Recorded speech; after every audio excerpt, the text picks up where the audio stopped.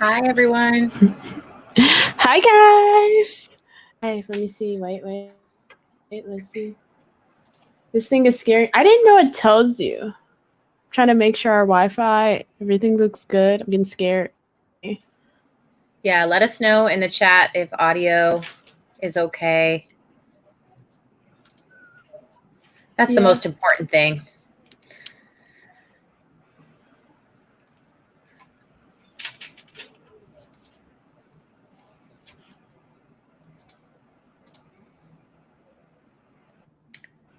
Hi, everyone. I'm going to give you a minute. Hi, Mike. Hi, Darrell. Hi, Doom Buggy. Hi, Shadow. Good to see you. Hi, Jenny. We look perfect. All right. You're saying we look perfect. I don't look perfect, though. You so we're do. going to go on. I'm not going to worry about it. I'm not going to worry about it.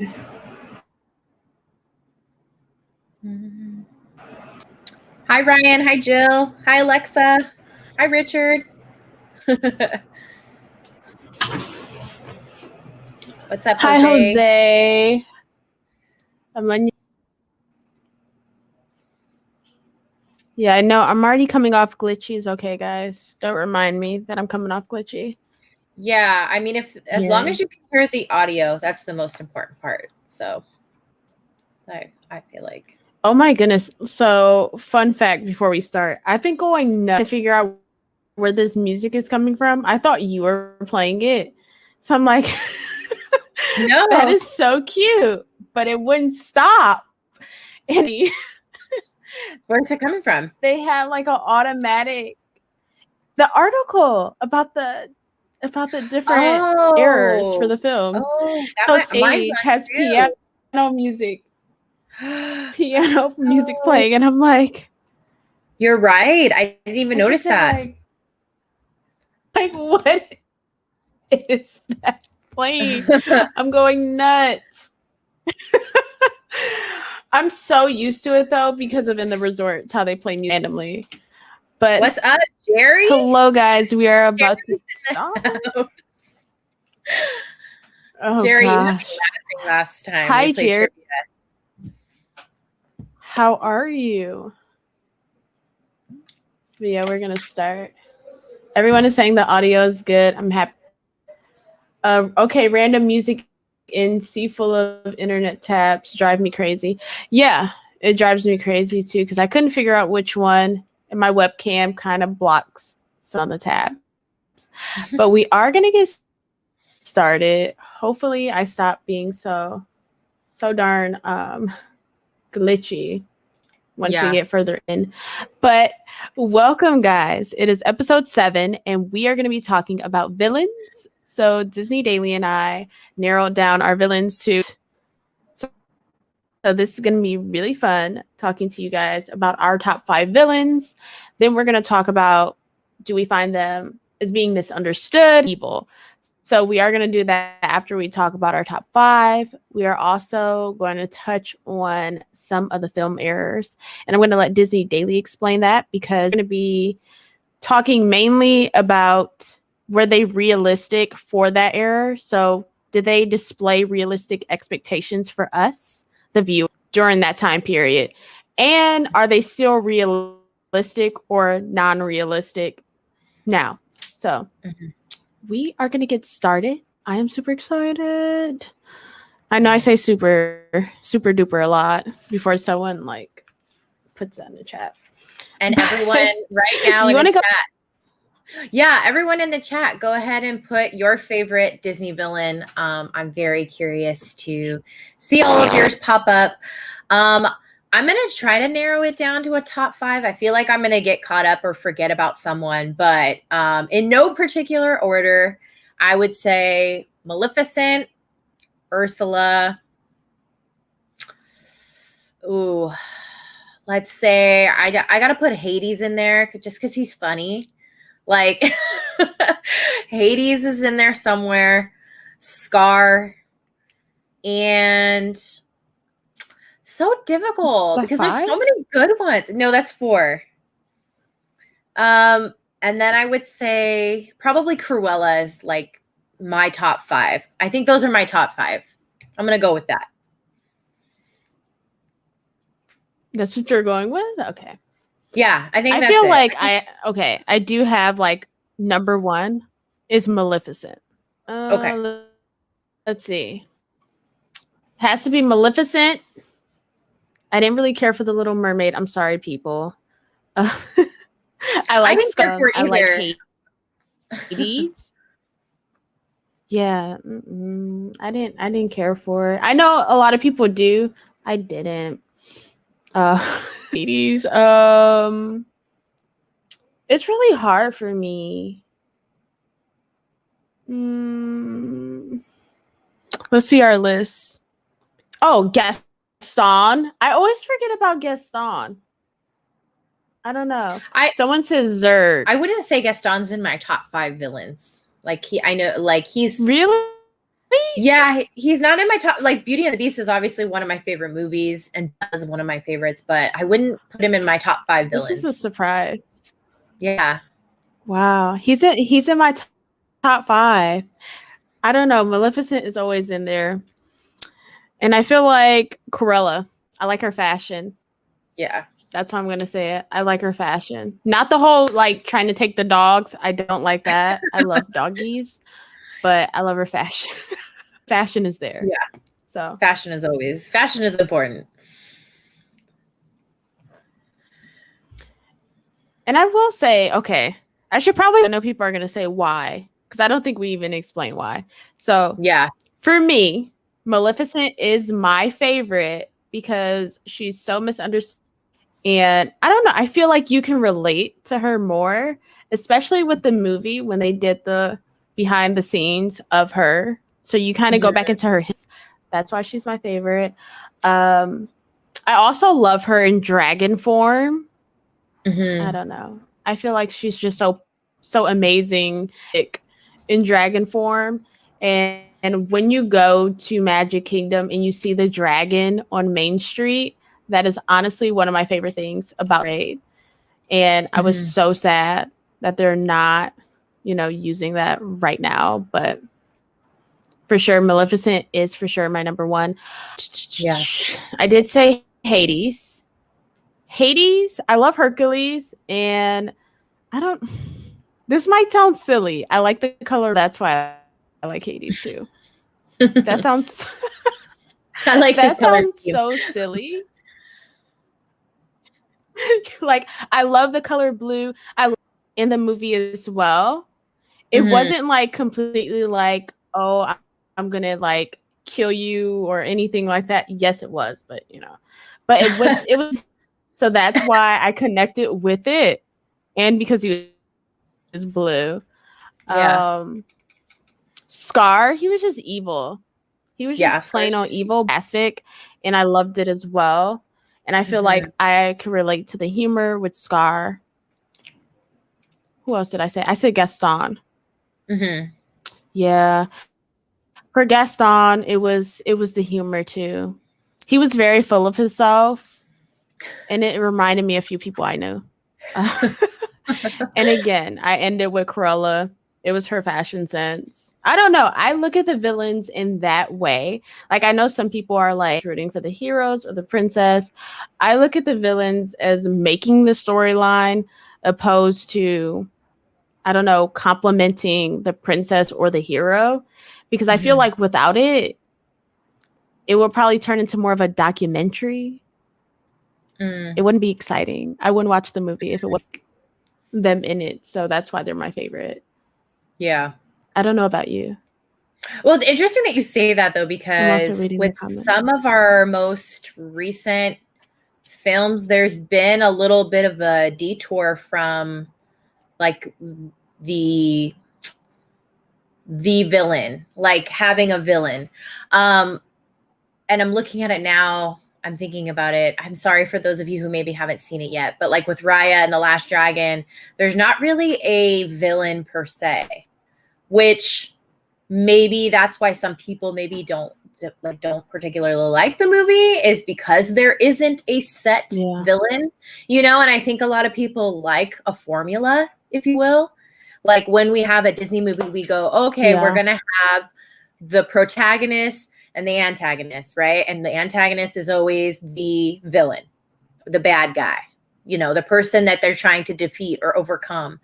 And so I think with Raya, it was an interesting approach because they didn't have a villain per se. Like you can argue on the technicalities, but like really there wasn't at the end of the day.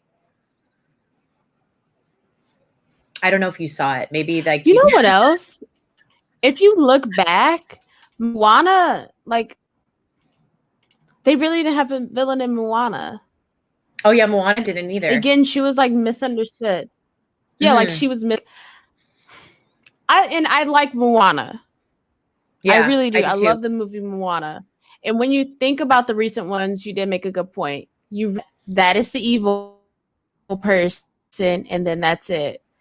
Yeah. Because it always turns into like, okay, now it's like everyone's misunderstood. So it's everyone. And it's like more obvious now opposed to the past where you're like left in the dark and you're like, why were they like this? So yeah. I don't know. Yeah. I don't know if I like this formula, this new one. Yeah, it's a shift. It's definitely like a shift away from the traditional bad guy versus good guy thing. Kind of showing that there is A, lack of a villain, or B, that there's more to the story type of thing. Yeah. If that makes sense. Yeah. And in terms of my villain list, just to like touch on it, the reason that I have the top 5 that I do is just basically and solely based on the fact that they are the most evil in my opinion. I don't think there's a misunderstanding there. I don't think there's some sort of like misunderstanding, I think would be the best word to use. There's no sort of misunderstanding. They just are the way that they are, and they are just evil. And that's what I picture as a villain. It's just they embody everything evil. So the only exception there would be maybe like Maleficent, because we got a backstory, but that was years and years and years down the road, and it was a live action, and you can argue whether or not that really lines up. You know what I mean? Technically, it's like they changed a lot of the story. They did a lot of things differently. So it's like, is it really like canon per se? But anyway, should we go through our list of villains and then we can rank them? And we want to have you guys rank them too before we get into each and every one of them. I know. So let's get into our list. Now, we do have 8, guys, and you can start actually commenting in the chat. So go ahead and comment in the chat which one you guys think are just like misunderstood, which one you think are evil, are your favorite. Oh, Hopper. I love Hopper. Wow. I always put Pixar separate, though. I did not think about him. I always put Pixar separate. Otherwise, I would have put him in there. But in my brain, they're in different categories. It's like Disney and Pixar, even though they're the same, if that makes sense. Because otherwise I would have had so many villains from Pixar in there. Yeah, no, I just don't. Oh my goodness. Like we naturally gravitate towards the princess movies though. Yeah, but I mean, you in the classics when you think of villains. I didn't even talking about it. I didn't even think. I think it's that. I didn't even think to do Pixar. That classic is what we're kind of talking about. It's like that. Ryan, Hook is evil, but I can't believe it. I just randomly saw that. Oh my gosh. So, okay. We'll start with Hades first. Okay. So you guys have to rate Hades. Serena, what was our scale? So it's misunderstood. And then 8. No, well, we only have 8. Never mind. So 10. I don't know why I'm counting how many villains we actually have. So it's misunderstood. And then 10 is like he's just plain evil. So that is our scale. Yeah. So you can for me, I am going to go with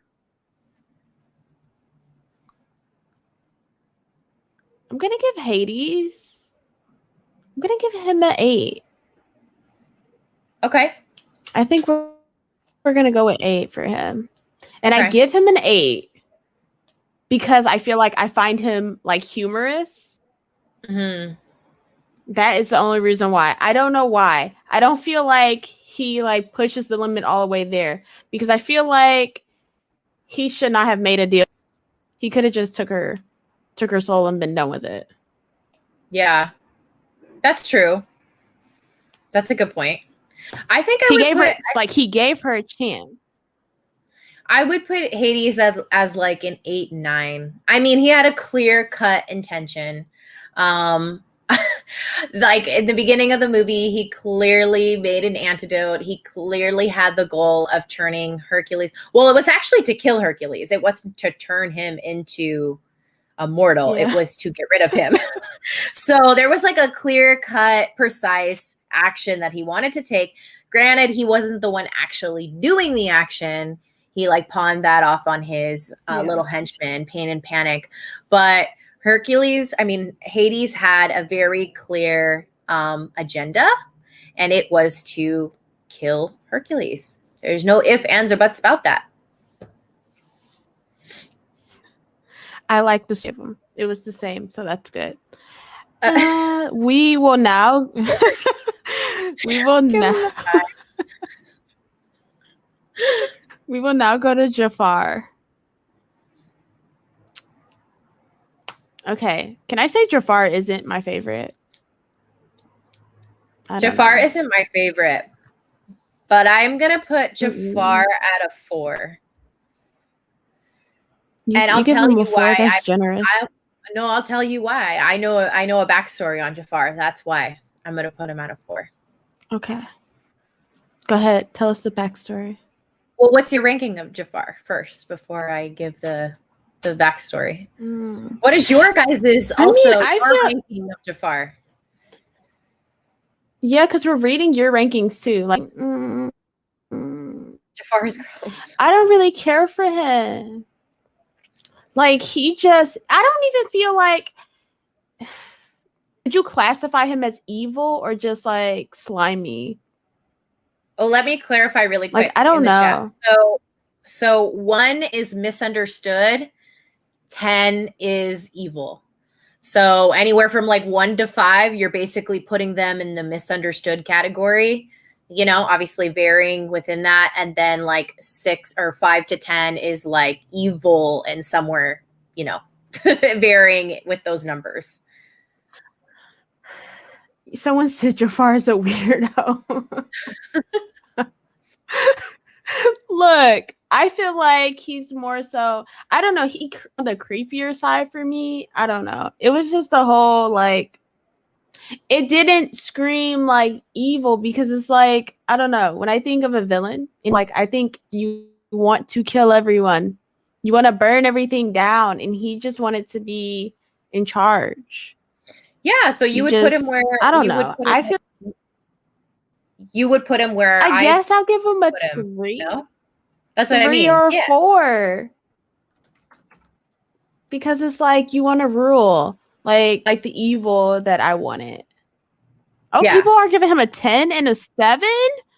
Okay, so this is why I gotta plug it now. This is why Jafar is not, in my opinion, is not evil, and I don't think he's even close to being the most evil.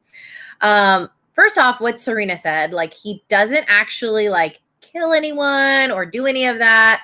I guess you could kind of argue he had it out for Aladdin, but he wasn't the one that threw him into the water, right? I think that was the guards. But anyways, particulars aside. So when I was studying about Jafar, what I came to learn was that Jafar had a whole entire backstory that we didn't even know about, and the movie didn't go into. So basically, Jafar had a really rough upbringing. Yeah. He was a street rat, believe it or not. He was a street rat, just like Aladdin. And he had like lost a family member. I can't remember if it was his mom or his dad. Jafar had a sister that he was supposed to have that he was really, really close to. And the both of them like basically dabbled into dark magic. But they were never evil. They were just like kids that were misunderstood, that didn't really have a place. Exactly what Aladdin was, that's what Jafar was. And then what happened was Jafar decided that, okay, I'm not going to be a street rat my whole entire life, so I got to get smart. And so what he did is he educated himself, especially when it came to like the palace and the palace protocols and procedures and all of that. And because of his studying and being able to, in a way, I mean, he was a really good people's person. He knew how to talk his way to the top. You know what I'm saying? You guys know those individuals who can talk themselves out of anything. You know what I mean? They can like put on a whole entire show for you and you're like, oh, okay. Like I'm sold. I don't need to hear anymore. So basically he did that and he talked to the Sultan, and that's how he became the Sultan's advisor. Is he studied, you know, pretty much coming from nothing, and then got his foot in the door. Granted, he became power hungry within that. Obviously, he wanted to be the Sultan. But when I know that, I kind of go, I don't think Jafar is all that bad. I don't think he's like the epitome of a Disney villain, if that makes sense. Yeah. I agree. It wasn't like killing people. That's why I say that, guys.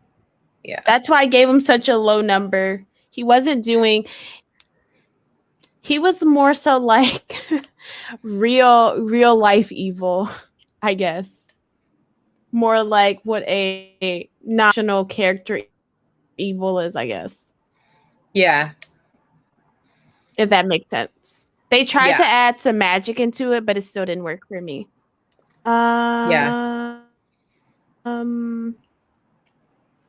Let's go to. I see exactly. I want to touch on. You just want to get Mother. Jill, you have a really good point. That, you know, given the fact that Aladdin and Jafar came from the same background, but yet Aladdin had the empathy and Jafar lacked that. While I understand that point, I think what's important, and at least for me, is that every person is different and everyone handles things differently. So, you know, Aladdin actually technically has a mom that nobody got introduced to. Also, these are like behind the scene things that we never got to see play out on screen. So Aladdin came from a very loving family. In terms of Jafar, I didn't get that same feeling when I was reading about his backstory. And then, like I said, everyone is so completely different on how they handle things. Now, am I saying it's right? No.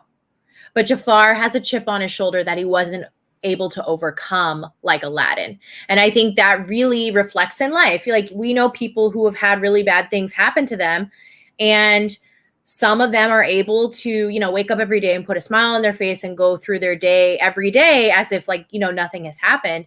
But then there are some people who are beaten down by the things that have happened to them, and that doesn't make them a bad person. You know what I mean? Yeah. They're just not able to cope with it. Or, you know, maybe it's hard for them to cope with it. They don't want to confront that. They'd rather suppress it.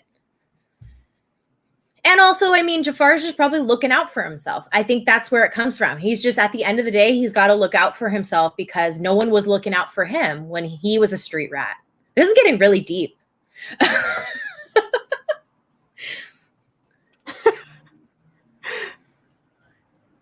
I'm reading some of the comments.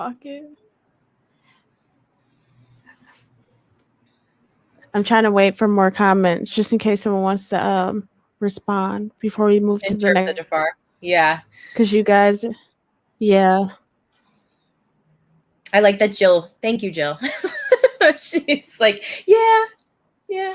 I mean, it's good points. I mean, good points to be made that like he should have ended up like Aladdin. I mean, really, but there's a lot of other factors in there, I feel like.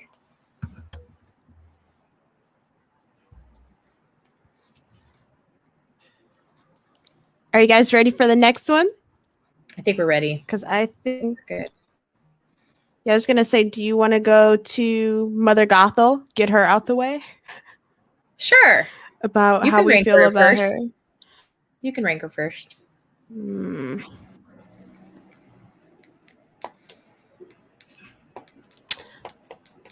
I won't say she's super take care of Rapunzel.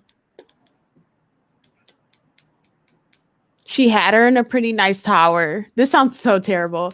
But I'm like, okay. Yes, she was using her for her hair. Okay. Mm-hmm. Yes, she was using her for her hair. However, she was also using her for, I want to say, companionship, feeling like she wanted to have a daughter.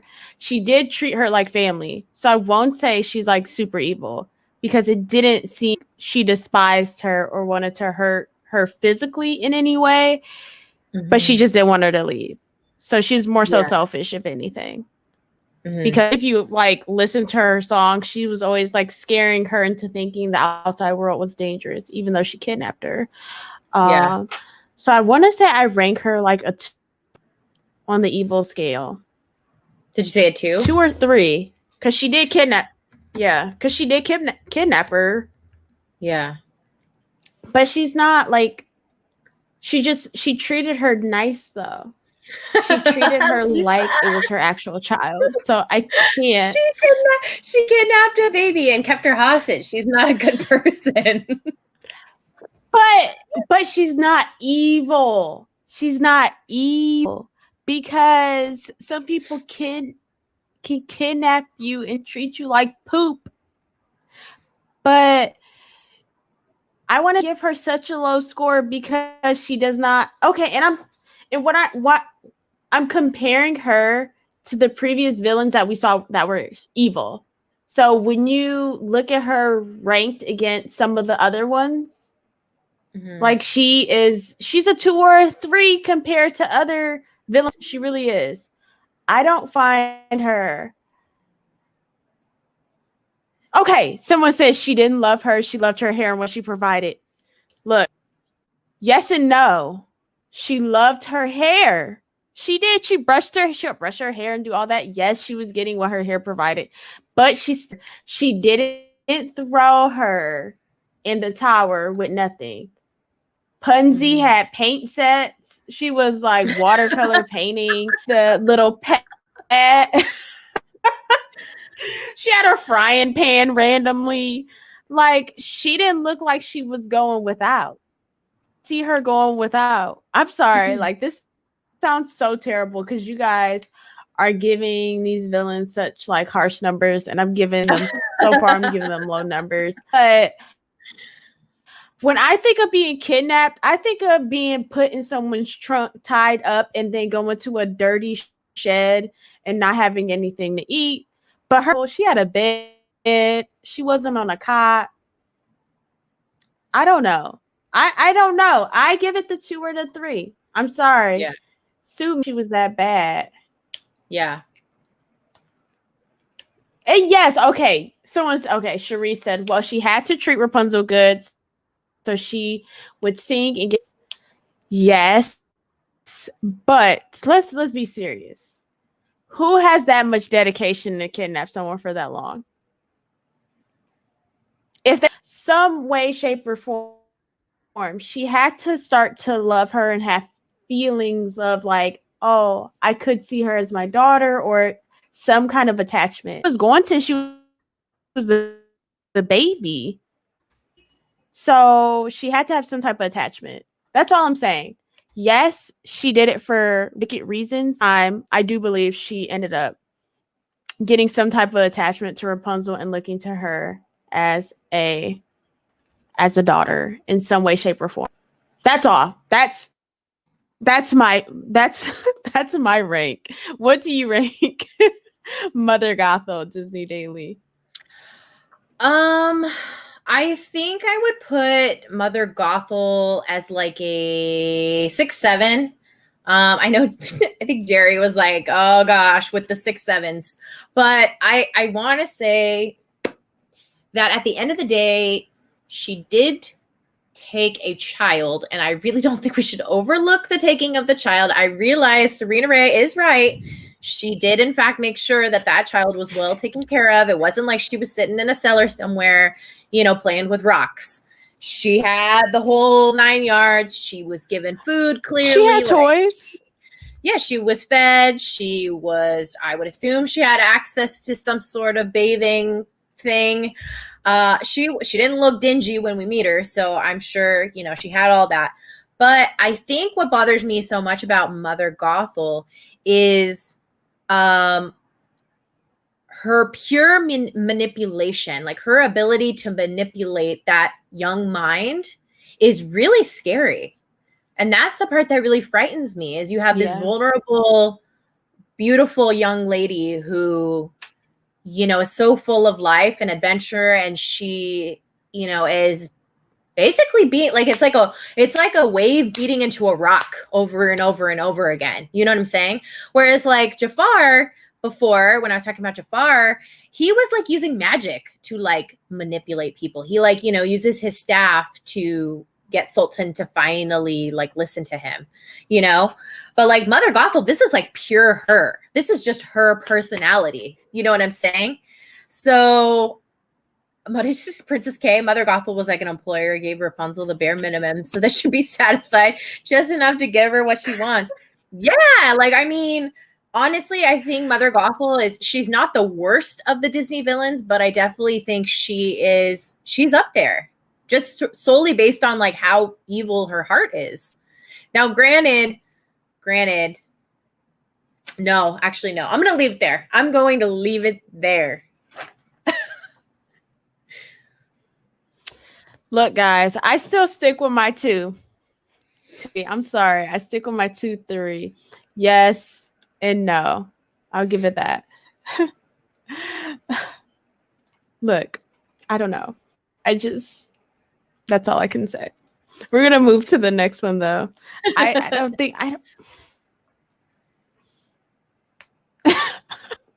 Oh, my goodness. 10 for Baby Stealer. Okay, so never mind. We're going to go to Maleficent talking about people stealing babies. She cursed a baby. And Maleficent's my favorite, though. So on the evil scale, I have to give Maleficent, I have to give her like a 9. Because she put a curse on a child. And I really think that's pretty evil. Difference between Mother Gothel and Maleficent, cursed her. She wanted bad. She wanted bad on her.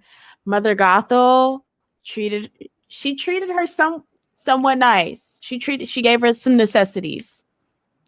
Maleficent did not care. Maleficent said she was tired of the kingdom and she was gonna prick her finger at a certain age and then she will fall into a deep sleep and have the least amount of lines in a movie.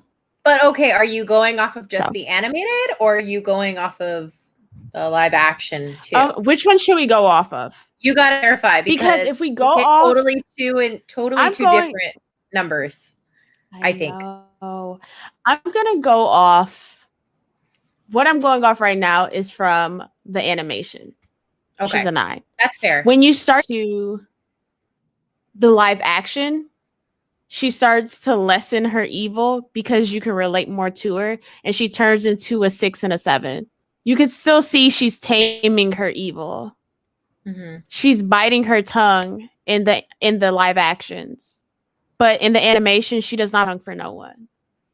Yeah. And that's the thing. She doesn't like feel bad and undo it. She's cutthroat. Mm-hmm. She knows what she wants to do. She hates them. Then that's it.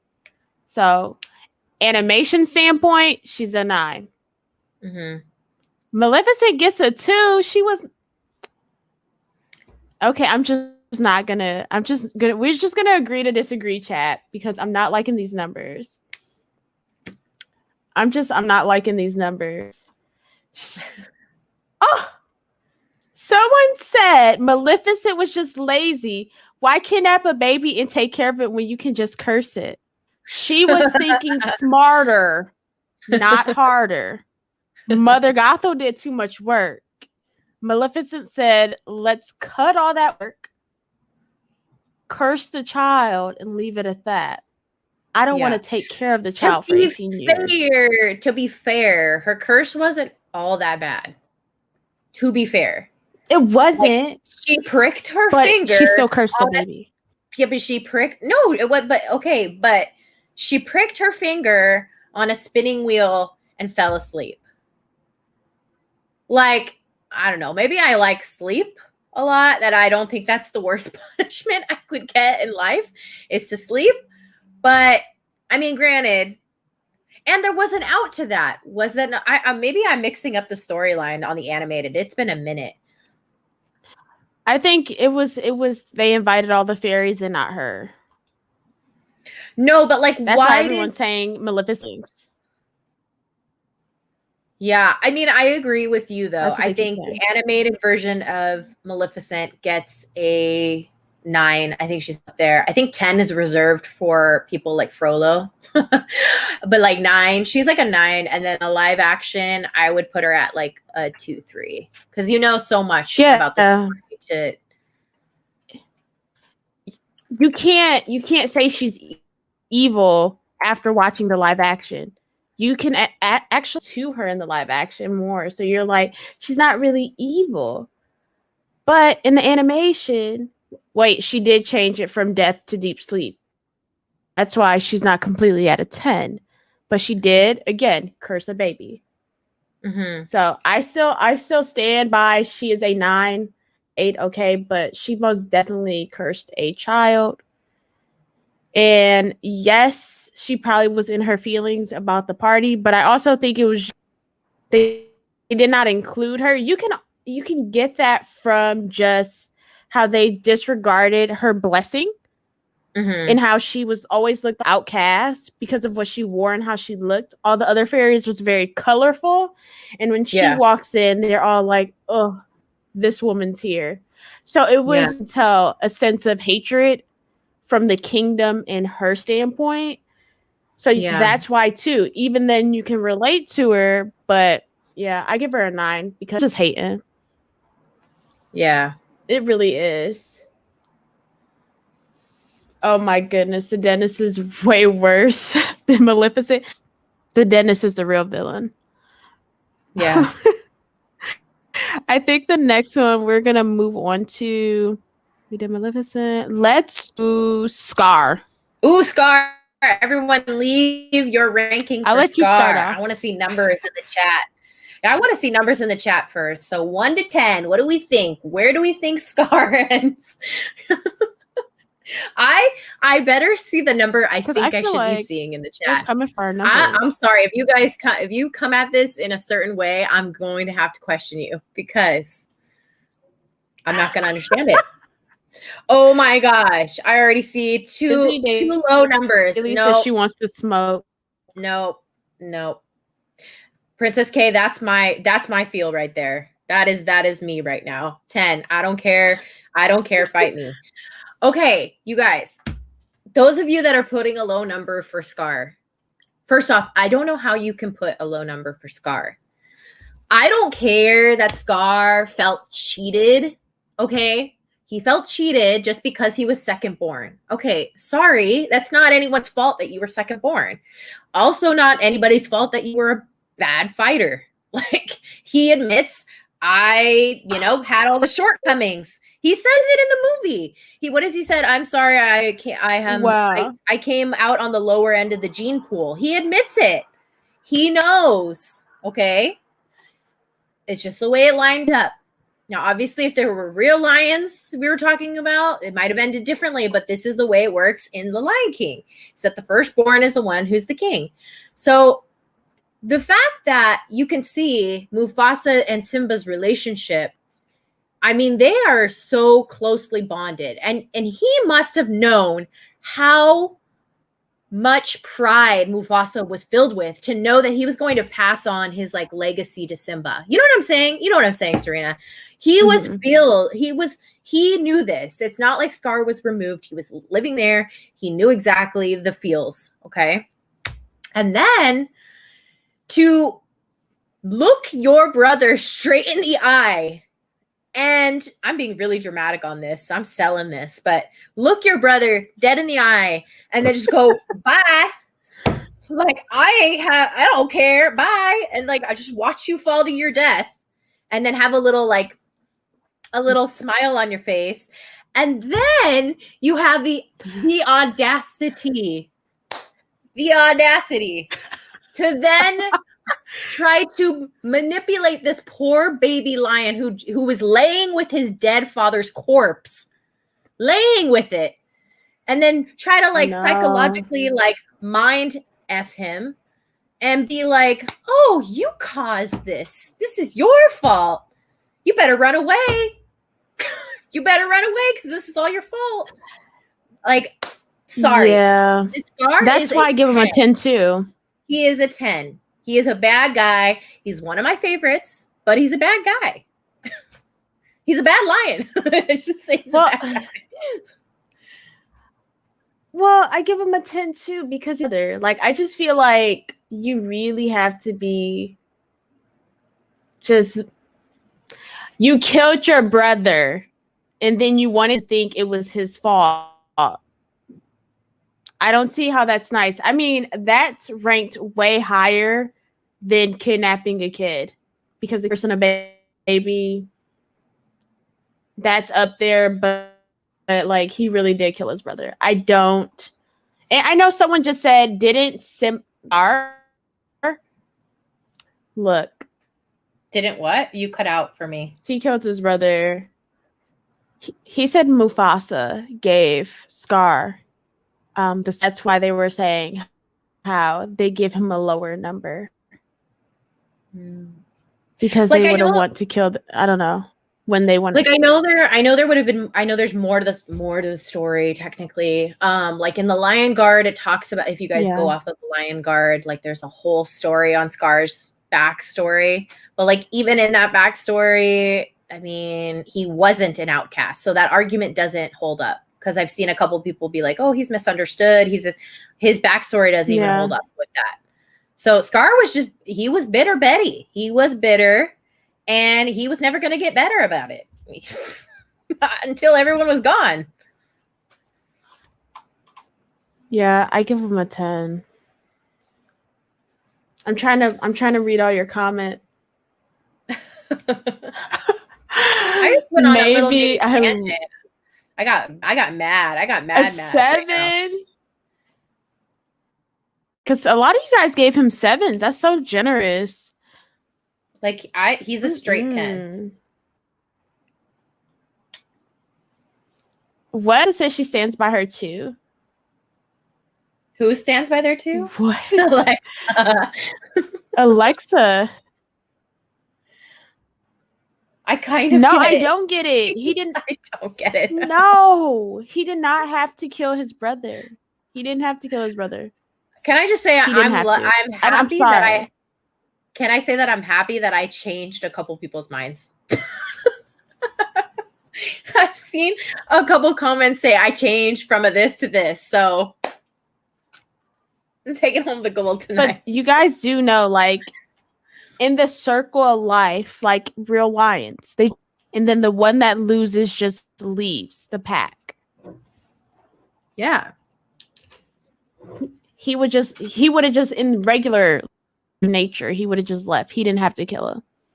Yeah. What was that? Water buffaloes that trampled him? It was like a stampede. Yeah, it was a stampede of buffalo. Yeah. It most definitely, it did not need to happen. So I give it a 10. Case closed. I need my gavel. Back it on the table for the people giving it a 2. Alexa. I changed a couple people's minds, so I can live with it. Next. It looks like I think you changed Lisa's. Yeah, there's two. Anyone else's? There's 2 people. Yeah, there was somebody else who said I went from a this to a this. Shadow. Darrell said I'm standing by my 2. You guys scare me. You guys are scaring me right now.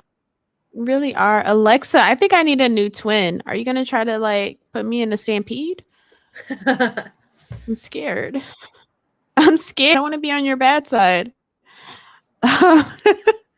Next on our list. Oh my goodness. We're gonna go now to Ursula. Oof. You go first. Who wanna You want me to go first on Ursula? Yeah, everyone in the chat, put your number for okay. Ursula. Well, she only took someone's voice and impersonated them, right? So they didn't get their prints. Mm-hmm. Ursula. Ursula's tricky. Ursula's hard. I want to. Yeah. Like Ursula's tough. I don't know. You guys are giving her a lot. I don't think Ursula deserves a 10. I'm of a different opinion on that. I don't think she's I think she's manipulative. I don't think she's like take over the whole ocean and be the super type of material. And technically, Jill, she took her voice. She didn't want her man. She just wanted her to lose. Mm-hmm. That's the thing. She didn't she want wanted to have prince. Something. No, she just wanted to have something up on Triton. Yeah, she didn't want that at all. Like she could care less about her man. Point. And she wanted her to lose that contract so she can have her voice. Her beautiful singing voice. So this is tricky because I'm not giving her a 10. I don't think she's a 10. I'll give her a 7. I feel like that's generous. I don't know. Okay. I give her a 7. And I don't care about the dark magic or the black magic. They all have a lot of magic. Yeah, there's a lot of them with dark magic. So when we start talking about the certain errors, the film errors, you'll some have dark magic.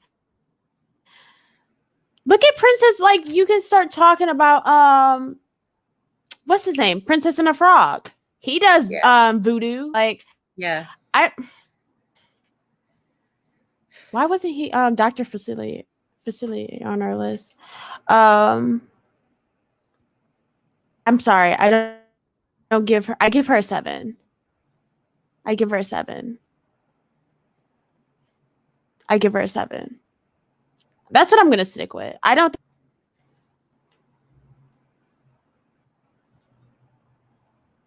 What do you give her? I'm gonna give her. Can you hear me?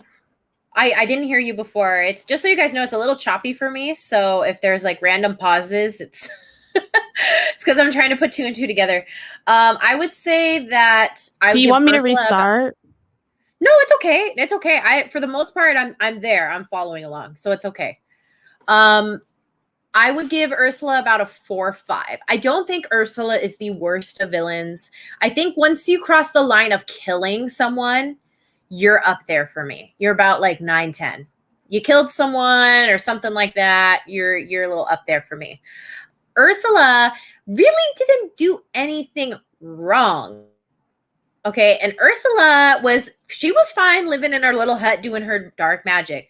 I don't think she was ever really going to truly do anything. But Ariel, she was curious. She was interested by the eels. The eels were like, hey, girl, you want to come with us? We can help you be with your prince, and she was like, okay, let me go see what this is all about. But Ursula is very by the book. You know what I'm saying? She came with a contract. Yeah. She said, look, this is the terms. Did Ariel read the terms? No. Okay. And this is where, for all of us, how many times we go out to sign up for something and there's this whole list of terms of services, right? Right. And we all gloss through it and are like, yeah, I read it. Yeah, I read it. Okay. We're all guilty of doing that. Ursula did the same thing. She said, hey, look, these are my rules. She signed the contract willingly and knowingly. And she went on land. And the thing that like Serena said, she wasn't out to get her man. She was just trying to have one up on Triton, is what it came down to. And it's not like anything bad would have happened to Ariel. Well, I guess she would have turned into one of those like little plant things, but those were all people who, or mer people, I would assume, that entered into a contract with Ursula and didn't follow the contract. She was just a shady lawyer, basically. Yeah, like, I mean, it really, like, she wasn't a bad person per se. She was strategic. Okay. But I wouldn't put her, like, I wouldn't put her as the most evil villain. That's not, she ain't a 10 for me. Lisa says she went into little plants in the kingdom. Look, guys, I don't think she's that evil. Just because contract, Ariel could have read it, just like everyone else before her. Was just like, yeah, she was just like, hey, I can do for you. And then she told her to sign it. Ariel didn't have to sign it. She never like, I won't say she forced her. She didn't force her. She was curious. She saw the prince. She wanted to meet him. So she didn't read it. She wanted to go after a guy. She wanted to land and she wanted to experience that. And that's her fault, in my opinion. Yeah. And also, for those of you guys that sounds so mean, but yeah. For those of you that didn't know, the opening song, Fathoms Below, if you guys remember it, again, I think Serena Ray and I already said this, we have hardly watched The Little Mermaid, but the very opening scene has all the sailors, and actually the song was supposed to be even longer than it was, and it actually explains the dynamic between Ursula and Triton, and they were siblings. They were supposed to be, it was supposed to be known that they were siblings. And it was like basically a whole power struggle thing where Triton became, you know, king of Atlantis, blah, blah, blah. And Ursula basically got the short end of the stick. So she was pissed off about it. Yeah.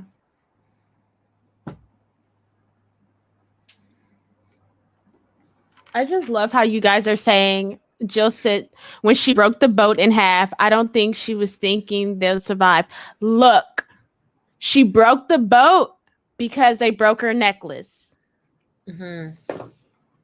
I mean, come on. If I had a nice necklace, a little shell necklace with a voice in it, and then somebody broke it, and then the girl is trying to get away with the contract, what would you have done? What would you have done, guys? I don't know. I can see where she's not that evil. She's a businesswoman. That's all I'm going to say. I said what I said. So we're going to move to the next villain before you guys make so many more of why she broke her boat. That's it. She shouldn't have signed the contract. And then it takes into consideration, where was Ariel's father? That's all I'm going to say. Leave Ursula alone. So next, we're going to go to Gaston before somebody else says something. Oh, Gaston. Before someone else. Oh my goodness. Yes, we have to do Gaston. All right, chat. He was a little. What number? Someone already gave him a 10 earlier. Oh, really? Yeah. Dole Whip Dave gave Gaston a 10. Hopefully you guys didn't do Gaston yet, because I give him a 10. I don't think I give him a 10 though. I wouldn't give him a 10 again for me, because anytime you kill someone, granted, he tried, but he didn't succeed. Yeah. Well, I guess he did succeed. No, he didn't succeed. Because it was the rose. Who did he kill? No, because he stabbed the beast. But then I was like thinking, I'm like, oh, did the stab actually hurt him? And then was he actually dying? And I was like, no, it was because of the rose that the beast was dying. So. Yeah, he's more so on the gross like on the gross level for me than evil. Like Jafar is like, he's like a 6. He's a bad guy, but not evil. Just a really rotten, nasty man. Yeah. I don't see him as evil. He was obsessed with Belle, mainly because Belle didn't want him, and he wanted her more because she didn't want him. Like, he wanted to say, like, look at all these women like falling over me, and then the one woman in the village would not give him the time of day, and that just made him so mad, and he was so obsessed with her. It was like, really, why are you so obsessed with me? It was my poor girl. It was too much for me. That was too much, but he didn't kill anyone. He wasn't, and I think too, you have to have a certain level of intelligence, and I think he kind of lacked it on the evil scale because he was just so full of himself. Like, he was always just about him. Yeah. Which, yes, I mean, motivated the things that he did, but yeah. I want to say I give him like a 7, and I'm being generous. Okay. Lisa said he's just a creeper. He's a 4. I think Gaston is a 8-9 because, again, I think you're only a 10 if you kill someone, in my opinion. So like Scar and Frollo are like 10s. Yeah. But like the thing with Gaston is that Gaston is the definition of a narcissist. He does everything with the intention of, I am the greatest thing. I get to brag about myself. Me. And the thing also that the disgusting, let's highlight the disgusting points about Gaston is that, yeah, he's like forcing himself on Belle, which is like really disturbing. Like, if we talk about how disturbing that is to like force your way into her house and then like try to force yourself, like Gaston, nasty man. Okay. So there's that. Then there's the fact that he tries to, make Maurice look crazy. Like, Maurice is the problem. Like, you're going after an innocent old man. That's like another really bad thing that he does. And then he like goes after the beast and he actually does stab him. So it's like all of those things are really bad and start to put you higher and higher on the evil scale. But the thing that I made a video about this, why everybody loves Gaston, which was a theory video, and I actually really liked it. It's one of those videos that I still go like, yeah, it's pretty good. The thing about Gaston that we need to realize is that Gaston, I don't think, was a narcissist strictly because of just that's the way he is. I think that the village helped shape him into the way he is, because if you guys go back and watch the film, you'll notice they live in a little small village, right? So it's not like they're going to any grocery stores and stuff like that. No, this is a small town where everyone plays a part. There's a bread maker, there's an egg person, there's a milk dispenser person. Yeah. There's everyone, you can see their little farmer's market. Everyone has a place, right? I think Gaston's place was he was a hunter. He was the only one in the village who would go out and hunt and bring back meat for everyone. And so that's why I think everyone thought Gaston was the greatest thing since sliced bread, is because he was one of the ones to provide for them. And you can see that in the tavern scene when he's laying on his chair and you can see all the horns behind him. I think he was the only one that they depended on to go out and hunt. And I think that's why everyone was like, oh, Gaston, he's the greatest thing. Like, you know what I mean? Like, everyone in that village. He was their source of food. Yeah. Like, he was the source of resources. Yeah. He was one of the sources for their resources. That was one of the sources for the resources. And that's what I think made everyone love Gaston. And I think that's what helped shape Gaston into thinking he was the greatest thing ever. Does that make sense? Yeah. I most definitely agree. When you start to look at it from that perspective, and someone who is a source of a resource, or just like anything, like trying to think of like a realistic example. Okay, let's just say like a lake. If someone depends on the lake for fish, they're not going to sit here and complain and say, yes, let's drain the lake. Or the lake is so terrible. The lake is like watery. I don't know what somebody would complain about a lake for.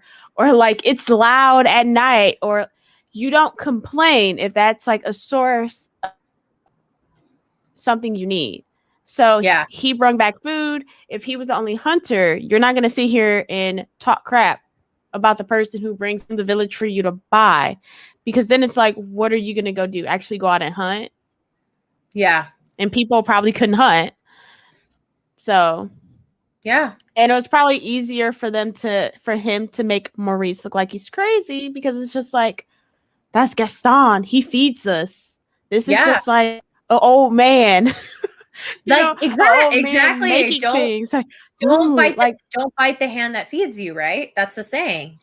So it was one of those numbers. And plus, he was what people look to be as like manly. He had muscles and he was tall and he's out there hunting. So it's just like, that was a lot of people's vision.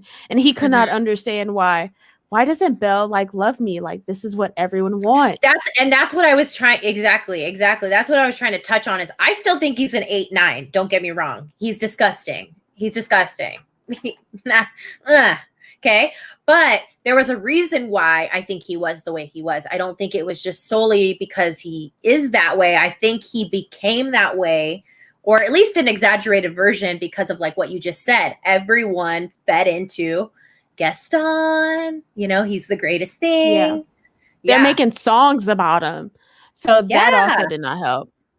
Like, that's what this man has a whole parade when he comes back. So it's kind of like, how are you going to bring him notches down when you have people doing that? Yeah. Yeah. So I don't say 10. I say 7, 8. Yeah. Because again, I feel like a 10. I feel like a 10 is when you kill someone in the movie. Yeah. When a villain kills off another character in a movie, that's when I think it goes to a 10. Especially Scar, that was his brother.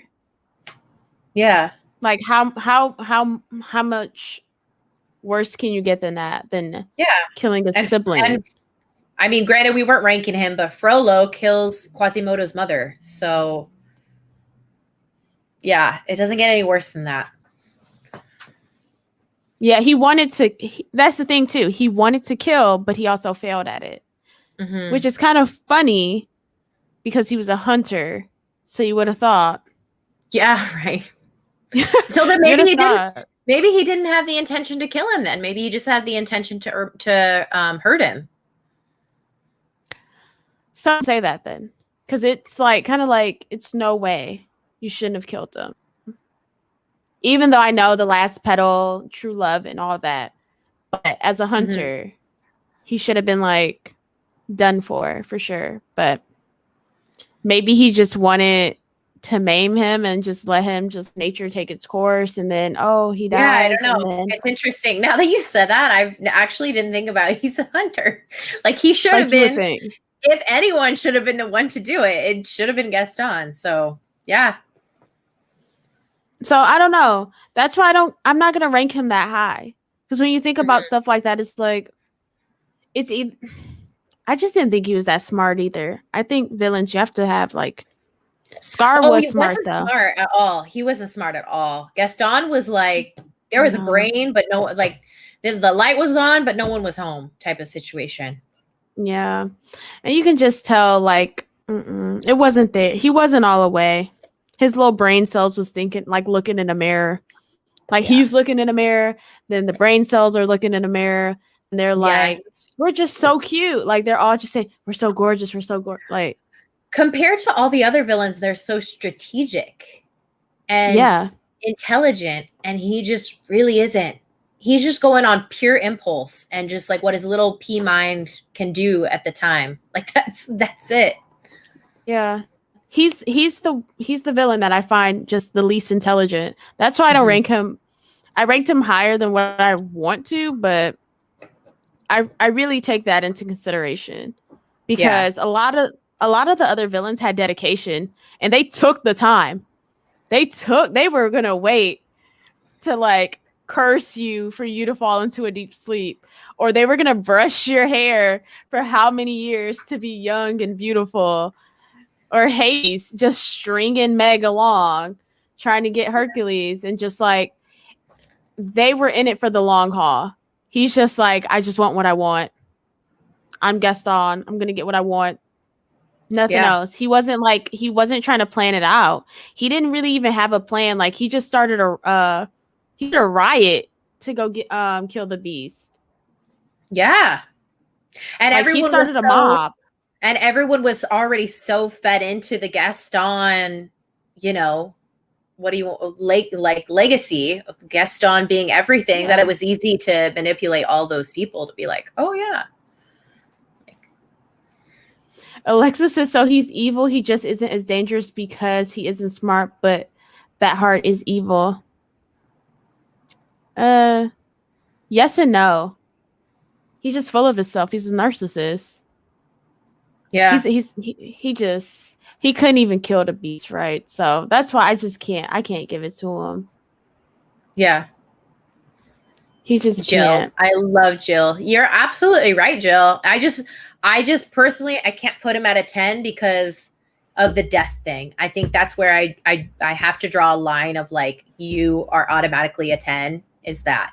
And had he succeeded with the beast, that would have been a different story. Yeah. But he's definitely an 8, 9. He's right there. Right. I think the last one on our list is Cruella. Cruella. Oh my goodness. Everybody rate Cruella from 1 to 10. Look, she gets a higher score because of the puppies. Yeah, automatically she gets a higher score. It's because of the puppies. I mean, I love her fashion. Look, guys, I told you she's in my top 5. I love her fashion. I love it. I love the, two-tone hair. Not everyone can pull it off. The trench. I mean, not everyone can pull that off. No.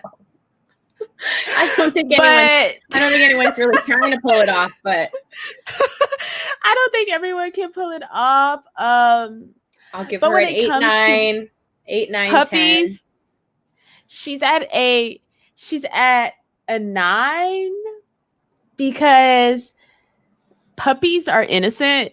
Like, okay, puppies are like old people and babies, but puppies are even like higher up because they can't talk, and they're like, their instinct is to be super loving and like, oh, I love you, I'm a puppy, that's their instinct. But for her, like, this was her, weren't they her college friends? Anita was, not Roger. Yeah. Okay. She knew her. She knew one of them in college. And it's just like, how are you going to go and kill your friend's dogs for fashion? I mean, fashion I don't know. Look, it they can do be that in the real world for some people. I mean, if we're being serious, I mean, in the real world, people are out there killing minks and all sorts of animals for fur. So it's not like Cruella's doing anything that different. It's a puppy, though. And that's me. Okay. That sounds bad. I would argue an animal's an animal. It's not good. Look, I'm just going to say this. I do not want to see a Rihanna purse. If someone had a purse with my dog's fur, make sure Riri's not coming in here. She's going to get mad and jump on me. Look, I just can't. I don't know. That's why she's higher up for me, because I couldn't picture my little puppy. Like, I know we wear like, I don't know. Some people probably wear squirrels or something. I don't know. Do people do that? Squirrels or, whatever, furs and leather, whatever. Look, it was the dog thing for me. She had too much obsession with the dogs. I don't get into that.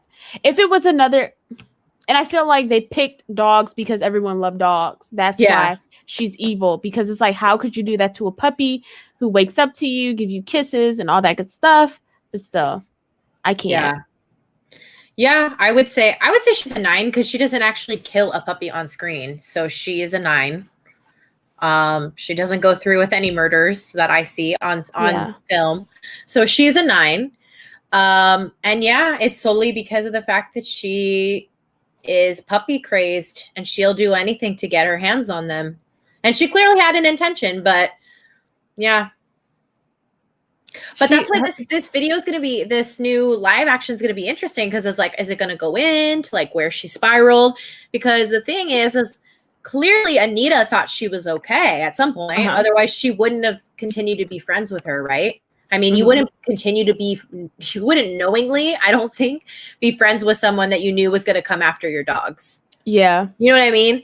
So Cruella must have had something that happened. Not saying that whatever it was like justifies her actions. I'm just saying there must have been something that happened that led her down this road of thinking that that's okay. Because I'm like, I could not picture. I'm sorry. No. And then it was like Dalmatians, though. Yeah. I don't know. I can't picture puppies. She did try to take a lot. But my question is, why did no one ever wonder why there were so many dogs? Wasn't there a limit? Okay, like now I'm getting very realistic. But wasn't there like a limit on how places have limits on how many dogs you can have in a house? 101 Dalmatians? Yeah. Where did they like what? What is going on? Yeah. Like I never, like as a kid, I'm just honestly now thinking about that. How many dogs there were? But it doesn't justify it at all. So don't think I'm like justifying like, oh, they wouldn't have missed a dog because they had like 101. But still, it was a lot. It was too much for me. I don't really watch 101 Dalmatians a lot just because I don't like people trying to mess with puppies. Yeah. Yeah. Oh, the sequel was 102 Dalmatians? I gotta be honest, I don't think I've seen any sequels. I haven't seen the ones. Yeah, I haven't seen the sequel though. Yeah. Yeah, the amount of dogs she had. How much money did they have? Okay, we're still talking, but that's a lot of dog food. That was a lot of dog food. Jill, they were probably going to keep all those dogs. They weren't going to put them up for adoption. That's the crazy part. I think didn't they keep all the dogs anyways? Yeah, they did. There's no way. All right. Yeah. So she's one of the worst. What can we say? It speaks for itself. Yeah, she's up there. Her and Maleficent is at 9s. But I think the highest one we gave was Scar. Mm-hmm. And that was because he's a murderer. Yeah. Murderer! Scar's crazy. You guys were giving him 5s and 2s and stuff. Like, I'm scared of you guys. I'm scared of the people who gave him 2s. Alexa and Darrell. Maybe they felt like they should go a little bit lighter on Scar because he's an animal. Maybe. Not saying for me. I mean, do we take that into consideration when we think about villains? Like, do you, like, in the chat, do you say someone's like a villain's more evil if they're human, or if well, let's say this, scratch that. Are you inclined to say a human is more evil than if an animal, because you're thinking if an animal does it, it's part of the circle of life? That's what I mean. Like maybe human does it. Maybe there was a subconscious like association that animals, therefore circle of life, therefore nature. Yeah, look what Alexa said. What did Alexa say? Yeah, animals kill each other every day, honestly. I see, but I'm not looking at it through that lens. I was looking at it through a lens of Disney. You know what I mean? Like Disneyfied. Yeah. Like this is like Scar is like almost as intelligent, if not more so, than a human. And Princess K, I must agree. The Disney villains do get the coolest songs. That is why I like the villains more, because they sing the most amazing songs. They have like the best little scenes when they're singing their songs. Yeah. And they like, I don't know. A lot of them are comical too. Like they're not just like straight up like evil. They all like have a little touch of like funny. And drama. Yeah. Like, and that's something I like. One of the ones I always thought was so funny. I used to go hard when I was little to his song. Just you guys are gonna think I was like a little villain running around, but like, remember what's his name? John Rolfe. No, that's not his name. The guy from Pocahontas. Why am I know who you're his talking name? about. And he sings Dig. I know who you're talking about. I can picture him. Yeah, Radcliffe. Oh my goodness. Go, Why was I blanking on his name? Yeah, Radcliffe. When he was like singing his little solo, I was like, this little fat boy is like his little belt. I was like, you go, Radcliffe. Radcliffe is crazy. Do you still remember the song? Yeah, I used to sing it because I had like this CD that I got. I think it was from McDonald's kids meal. They gave out like CDs. I honestly feel like it was from that, and they had all sorts of Disney songs on it, and that was one of them. So I used to like play that soundtrack like over and over and over again. I love it. Oh wait, we'll let Disney Daily go first. I keep forgetting about her. Lady Tremaine. Yeah. Ooh, Lady Tremaine's pretty bad. She's like up there with Mother Gothel. Well, for me, because I put Mother Gothel pretty, like, I think I said 6, 7. I would put Lady Tremaine, like,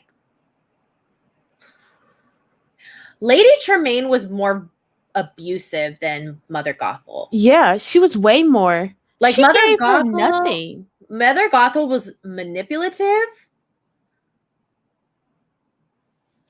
But Lady Tremaine was like, you are dirt, and I'm going to make sure you know you're dirt. Do you know what I'm saying? Yeah, I agree with you. No, I give her like an 8. Look, you guys are probably going to be like, but why didn't you give Mother Gothel? Mother Gothel had her at least in a nice room. She had paint on her walls. She had watercolor. She had all the little like things to keep her entertained. Cinderella was turned into a maid. Like, you took her father's money. Yeah. And you turned her into a maid in her father's estate. Yeah. Like, you gave her nothing. Then this poor girl took all her time to make that dress with her little mice. She was living with mice and birds. That's how you know she was living in bad conditions. Yes. You had her friends were mice. Oh my God. Her friends were mice and birds, and they were giving her like little like string. Like, she was like living in poverty in the attic. And that was her friends. And then you rip her dress up. They all ripped her dress up. Yeah.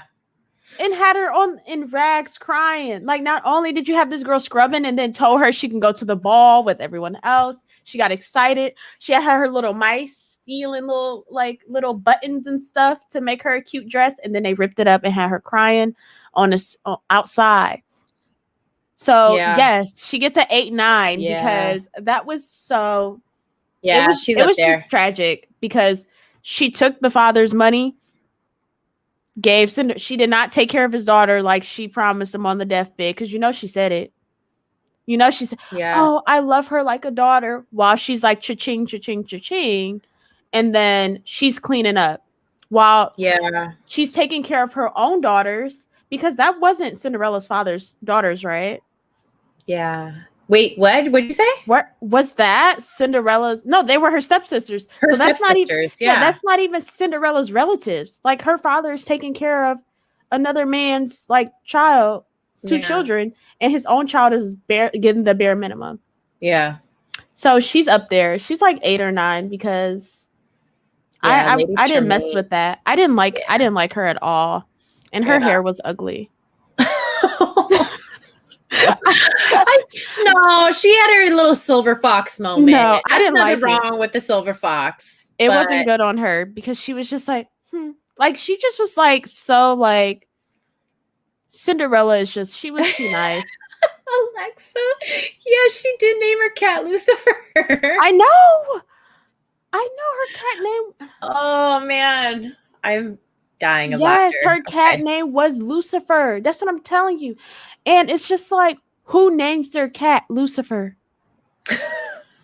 Who would name their cat that? And then the cat was like picking on the little mice, Cinderella's only friends. So not only did she have animals as friends, your demon cat is now picking on her little friends. So y'all was just terrorizing this woman all around. So that's what I'm sticking to. I didn't include her in the list because I don't like talking about her. She gets me worked up because I just thought it was so crummy all the way around. And obviously, time-wise, we can't go through everyone, so we tried to pick some of them.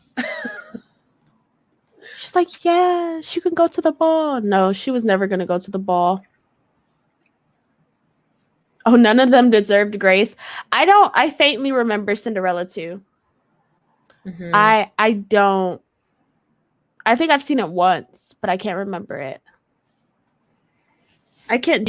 Have you seen Cinderella too? I haven't seen it in a long time. It'd be one of those where I have to like, go back and watch it. Yeah.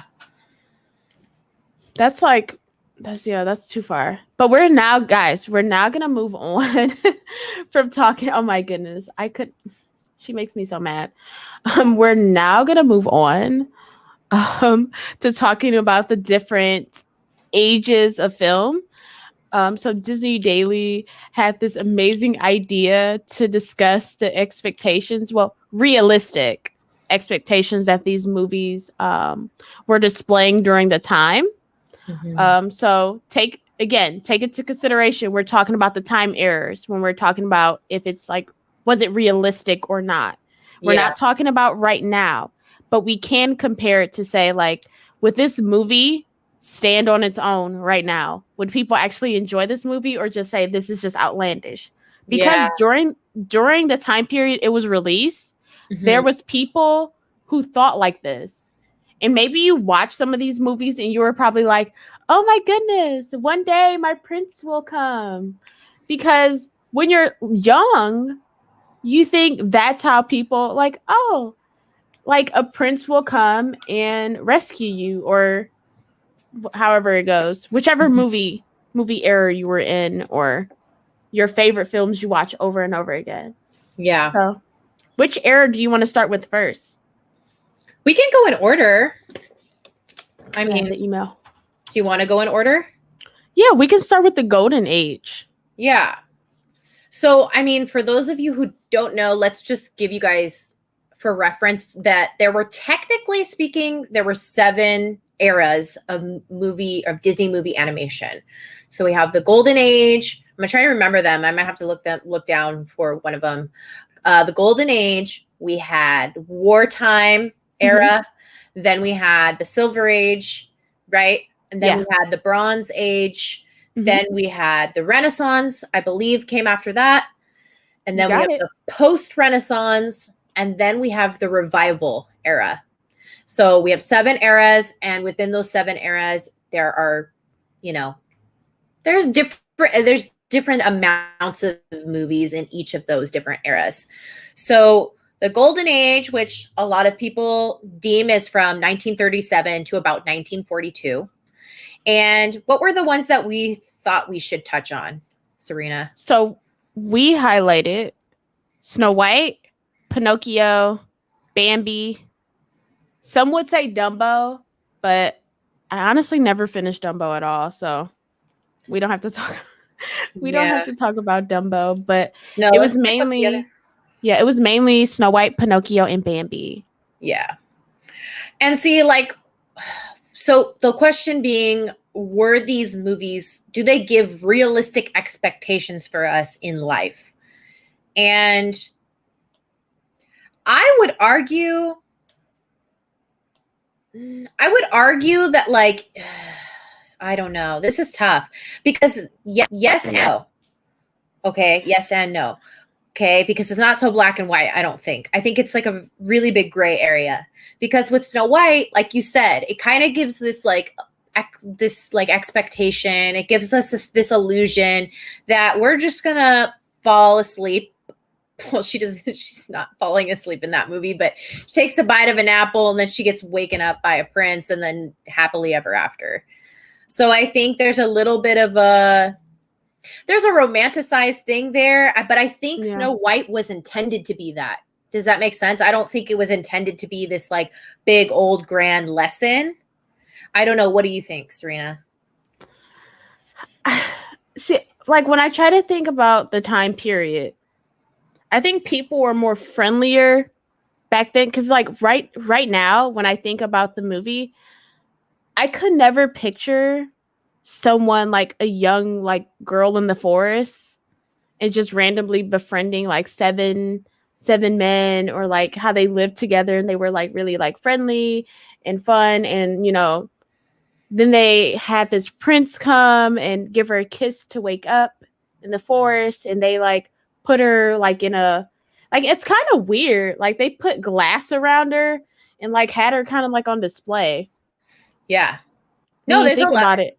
Yeah, there's a lot of like if you're looking at it in terms of like now, like a little, well, and now it's a very strange movie to be showing, I think, personally. Yeah, it's like, but I also think that movie was intended to be this like romanticized, like imagination, like, you know what I'm saying? I don't think it was intended to be like, this is supposed to help you in life. Like, these are the life lessons that you're going to take away from this movie.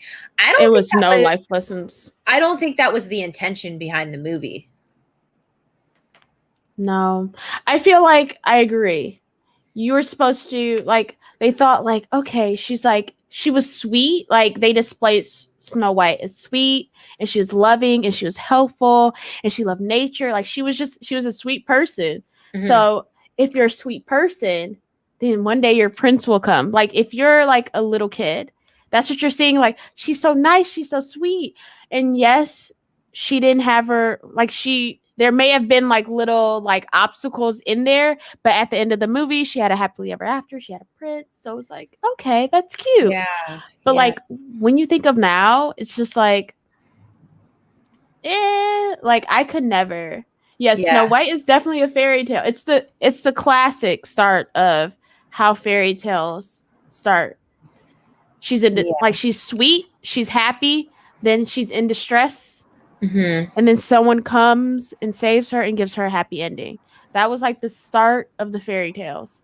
Yeah. And I think if you're able to differentiate that this is supposed to be a fairy tale versus this is supposed to be what happens in real life, I don't think there's a problem. But the thing is, you got to remember, like, little kids are watching this too. So how are they supposed to differentiate between the two? Their minds aren't that developed yet to where they can be like, oh yeah, this is just a fairy tale. Life doesn't really play out this way. It was nice for the time period. It was a start of like cute fairy tales for people to look at, for kids to look up to princesses, to feel like, oh, I want to feel like royalty. And if you want to be royal, when you think of like royal families, they're all nice. The women are nice and sweet, and they have pretty ball gowns, and then they find their prince, and then they live happily ever after. So for the time period, it was a nice start. And when we further discuss other movies, you guys will see how it changes. I think with Disney, to be honest, my general opinion is that with every Disney movie, you can truly find a real life lesson and an expectation for you. So even in Snow White, like you said, she's sweet, she's kind, she's like everything we should want to be, right? But the thing is about Snow White is that she's also very gullible. She takes the apple, willingly from this like old lady, and like it just eats it. And like, I think that's a lesson for us, in that you shouldn't always be so open. And I think that's actually that's a hard lesson for a lot of people. And I'm one of those, like, I wear my heart on my sleeve. I want to believe the best in everyone. And that can be dangerous. That can work against me. Do you know what I'm saying? Would you say, though, all the early princesses were gullible? If we're talking about the OG3, yes. Yeah. Hell yes. Way too gullible. Way too gullible. They don't ask any questions. And that's why my girl here was the one, she walked so that everyone could run. It's because of Belle questioning things. Yeah. The other ones did not ask anything. And that was my problem. Like, where's the critical thinking? There is no critical thinking there. But you got to remember too, what time period was that? No, I know. Because a lot of people didn't want women asking questions. So I know. You gotta think about that too. I know, which is why none of these movies fly with me. But it's like I'm also seeing though that there are lessons within those movies. So like in Snow White, I think there was a subtle little, maybe they didn't intend for it, because like you said, the audience at the time, but it was there that you shouldn't be so gullible and trusting of people. You should have a little bit of a guard up sometimes. Yeah. Right. Oh my goodness. We can move on. We maybe don't need to go through all the movies. Maybe we can take like one movie or so. Yeah. Ryan said that Snow White, it was her first day out the house, so we shouldn't be coming for her like that. I don't think it was her first day. I think she's been out of the house before. Like, look, like Disney Daily said, why are we eating random apples from people? Yeah. This woman. That's like, is that not the first lesson you learn from your parents or your guardian? You know what I mean? Is like, don't take food from people. Don't take food from strangers. That's one of the lessons. But see, then it's, then it's the person in me who's like, but wait, as kids, we took Halloween candy from people. Yeah, but that's different. That's like that's a holiday that everyone recognizes. But it's an argument. It's an argument now because now we don't take candy. Like kids don't even go. Like it's so hard for you to even take candy from people now because people start doing all kinds of crazy stuff. We're not gonna get into that, but it's like now it's like everyone's so censored. Like don't take candy from this person. Like look, I am always thrown off when people to this day are okay with taking random pieces of food from people, like just like, oh, we can share. Like they first meet someone and they'll like cut their, like see someone eat and they're like, we can share it. Or like people who don't like, I don't know why I'm rambling onto this, but it makes me nervous. Like some people will drink off the same cup as someone else. No. It was a time period where it was like people didn't mind doing that, but that woman didn't look clean. She looked really creepy. I would not have taken an apple from her, but she was very gullible. And okay, someone saying how old was she? She probably was. Snow White was young, but still, I'm not doing that. I'm not eating from an old lady. I don't know. She's just sitting there in a hood, looking suspicious. Yeah. But okay, so we move on to the different era. So I don't think we have anything from the wartime era because a lot of those movies really aren't well known. There's no point to really go into them. Yeah, it was mainly propaganda movies that they did. Yeah. When they explained it. So it's not any movies that we know. But we can move to the Silver Age. Yeah, the Silver Age. Which one do you want to focus on? Or it's also called the Restoration Age also, just for you guys to know. There's quite a few we can focus on. There's Cinderella, there's Peter Pan, there's Sleeping Beauty, there's Jungle Book. They also have like Alice in Wonderland, Lady and the Tramp. But if we're sticking to like, I don't know, you want to talk about Cinderella or Sleeping Beauty? I'll let you choose. I feel like we should do something a little different because like that's kind of in the same general. I feel like Peter Pan. Snow White. Yeah, I was thinking Peter Pan. That might be a good one to like touch on if there's any realistic expectations there or not. Now Peter Pan is hard for me though. I'm just gonna say it. I mean, I love Tinkerbell. I think Peter Pan was extremely. It was mainly like imagination. It wasn't like the other ones, like Falling in Love. I think what you highlighted, the Jungle Book. I've never watched all of the Jungle Book. Yeah. But Peter Pan, was it realistic? Yeah. Or not even that it was like, because I feel like when we say it like that, I know. Because it's like, obviously it's not realistic, but like, were there things in that were realistic for us to take away from it? I would say for me, the takeaways I get from Peter Pan is to always use your imagination and to dream. I personally get that from Peter Pan. I do love Tinkerbell. Even though she doesn't talk, she was very like sassy. And I love that if she doesn't get enough attention, she gets all weak, you know, and she's so cute. But for me, I loved Peter Pan on the imagination aspect. I feel like being able to always like find that childlike in you, and people to this day, I feel like for you to be creative, you have to still act like a child at some point in time for you to like actually laugh and have fun and to actually make amazing content or just do amazing things like with your friends or family. I don't know about you, what you take away from Peter Pan. I would say the imagination, their cultural depictions of Native Americans is really disgusting, and like that whole thing doesn't hold up it would not hold up in today's light. It doesn't hold up in today's light. But in terms of like, is there a lesson there in that movie that we can like take?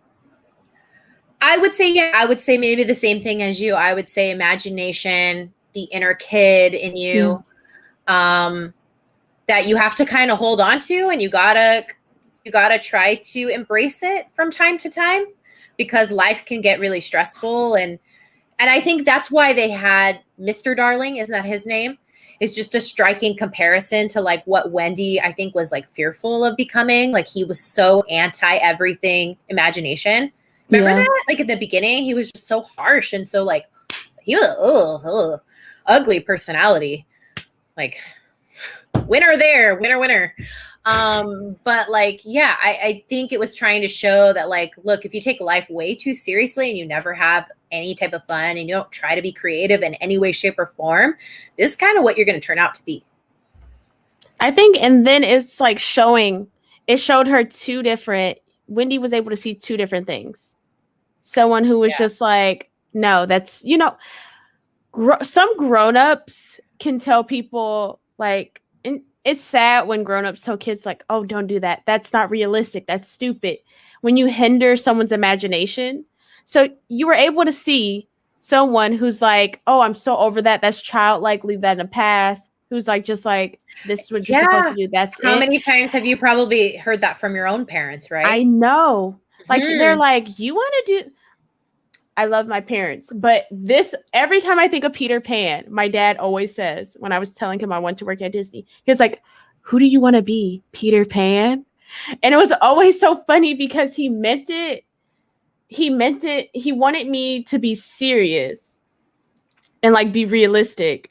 But after like I started working at Disney, he was just like, I love that you went down there and you worked at Disney and you have fun, because I can see you actually enjoy what you're doing.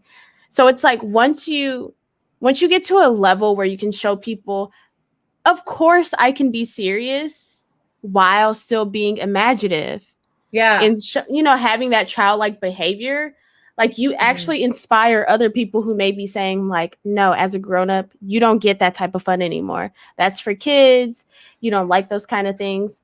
And it can kind of touch on how some people think if you're a grown-up, you can't enjoy Disney. I'm just going to say that because they think Disney's for kids. I hear that all the time still. Yeah. Like, Disney's for kids. Why do you go to the park so often? You don't have kids. Like, isn't it a hope? Don't worry about all the kids at Disney. I am having fun. Don't worry about it. But that for me is what I take from it, because no matter what, you should have a balance. And if you have a balance, you will live a nice, fulfilled life. Because of course you can't play like a child every single day, which Peter Pan was doing.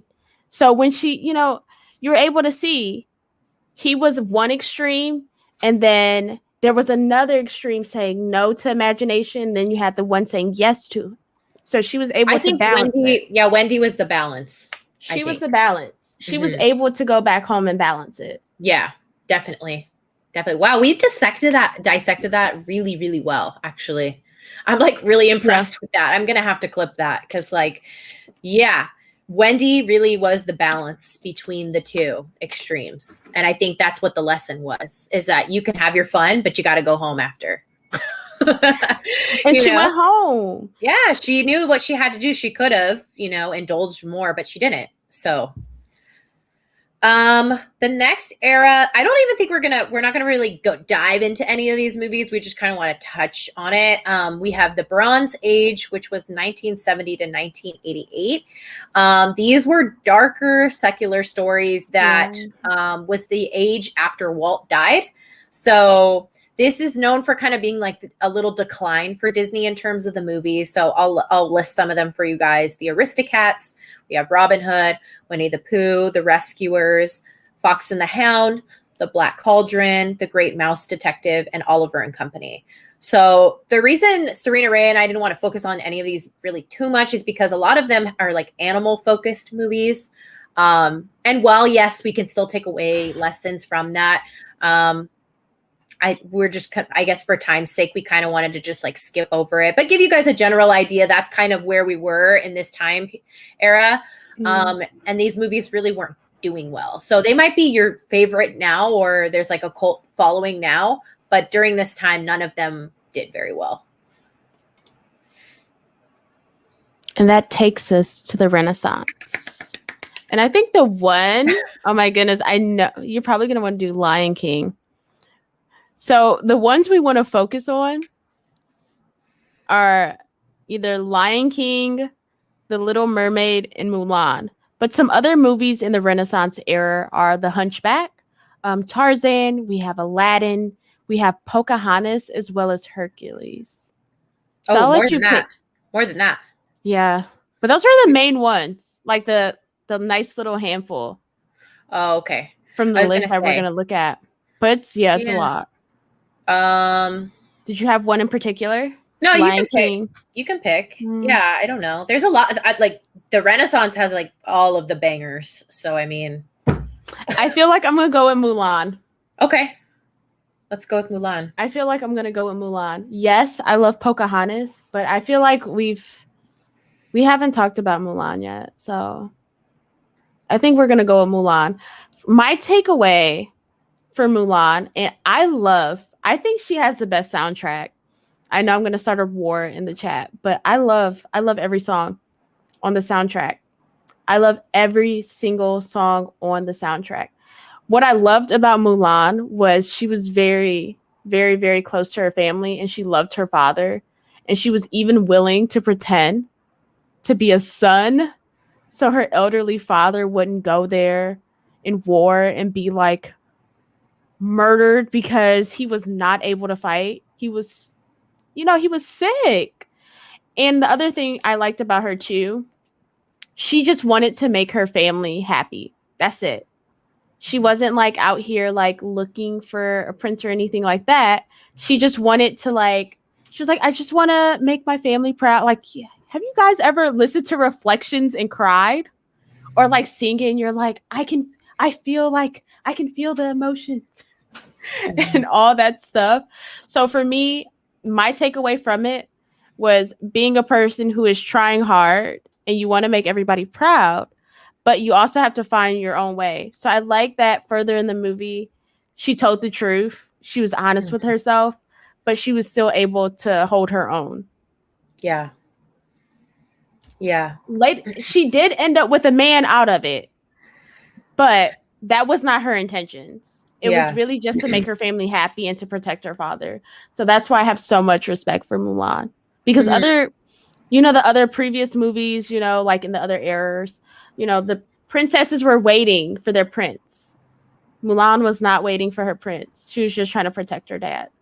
So I like that aspect of it, focusing more so on family and just being the best you that you can be, opposed to, one day, I hope you come rescue me. Please, I'm waiting.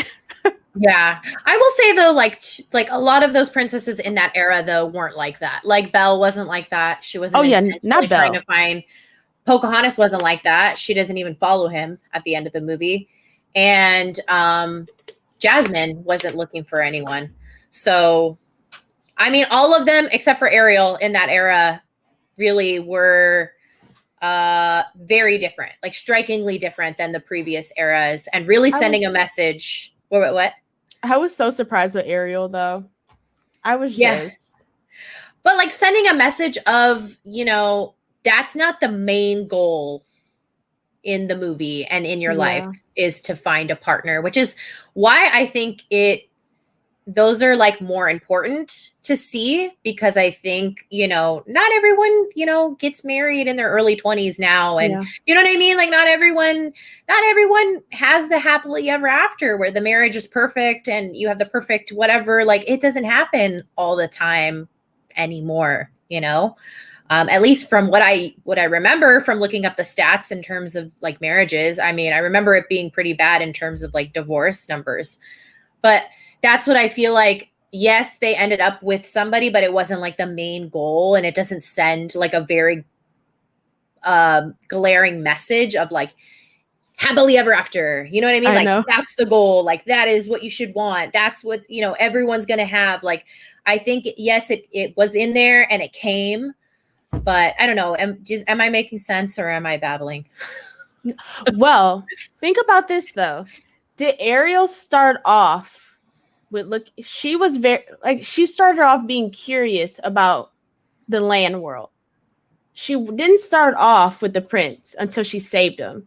So I'm trying to help Ariel. I'm trying to help you out, Ariel. No, Ariel's not. Ariel, she signed the contract for the man, but her main thing was she's being weird, like trying to figure out like what's up above. Like look at all this stuff. Like she's trying to comb her hair with a fork. So it was more so I want to say she started off as curious, but then she got snagged by the guy. She went into her contract, then trying to meet him and talk to him. But there's nothing wrong. There's nothing wrong with and also there's nothing wrong with like wanting to find a significant other. There's nothing wrong with that. Let me say that because I might be sounding like that. There's nothing wrong with that.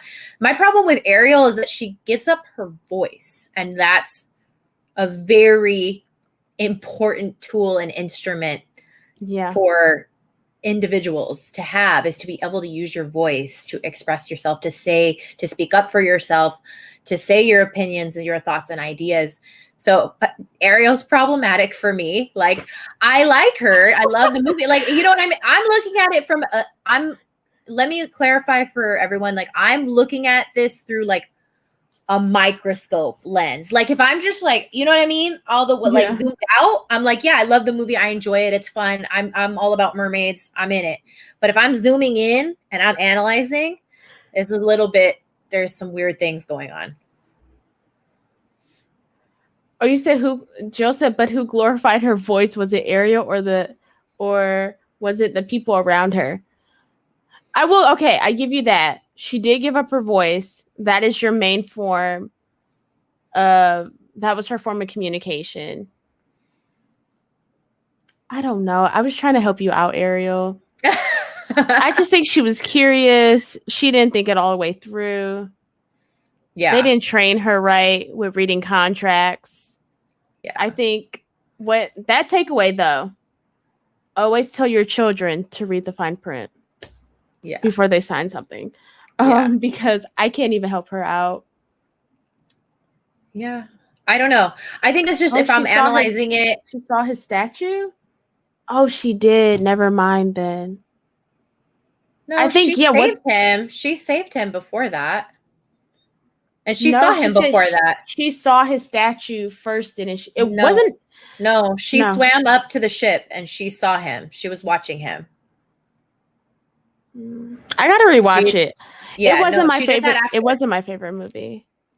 It's not my favorite movie. I'm not because she goes into the. I know this because she goes into the cave and Flounder's the one that like supposedly somehow dragged it in there. I don't know how Flounder the fish would do that, but she's like, "Oh, it's him," and she's like, "Da da da da da." Like, so she saw him beforehand. Pretty sure she had saved him beforehand because he's like drowning because of the storm, and then she pulls him out of the water. Wow. Yeah. This man needs. But anyways, let's talk about Hercules really quick because we did a lot of the like Disney princesses, but Hercules is in that era as well, right? Yes. Yeah. I love Hercules. So what did we take away from Hercules? Is there a realistic expectation in Hercules? I think that's actually a really pressing question. Is there? Trying to remember everything in Hercules. I have to rewatch that. I want to watch it tonight now. Oh my goodness. What would your takeaway be? Because I feel like Mine is centered around Meg. That's who. Well, I'm trying to think about it from Hercules' point of view, or like, how would I think for Hercules, I think the lesson that you can take out of it, it's like, it's hard because obviously Hercules is supposed to be a god. So, but I think it shows that no matter how many times you do something, you might not always succeed. Does that make sense? So like try again. Even when you think you have like gotten to that goal or you have achieved that success, it's not always good enough. So like if you're at your your job or whatever, you come to your boss and you're like, look, I put this whole thing together, you're really proud of it, whatever. And then your boss goes like, that's not good enough, or, gives you X, Y, and Z that you need to go back and work on.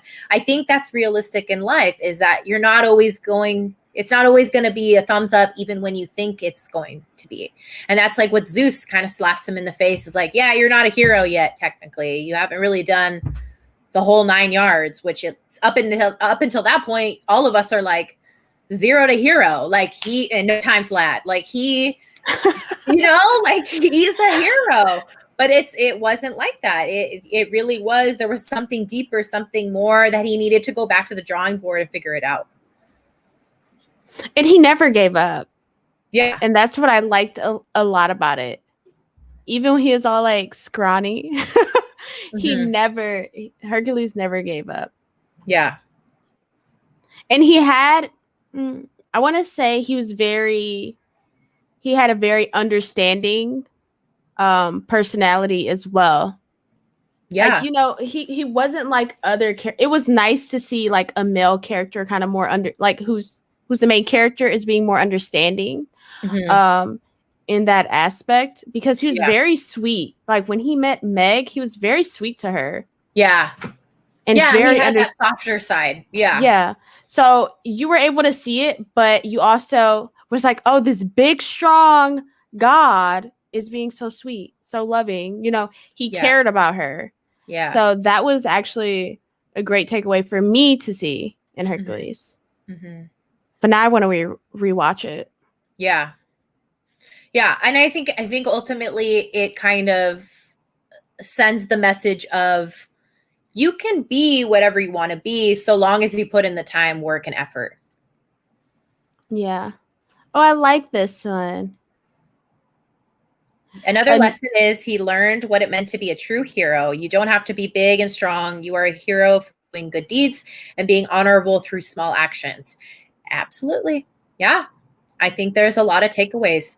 I honestly, in general, I think there's a lot of takeaways from Disney movies. I think it's just people like to label it like unrealistic, because it's an animated movie, it's unrealistic. But I think as we go through these, there are so many lessons within them, and they're all realistic to a certain extent. Like, yeah, they have some fantasized, fluff in there, if you will.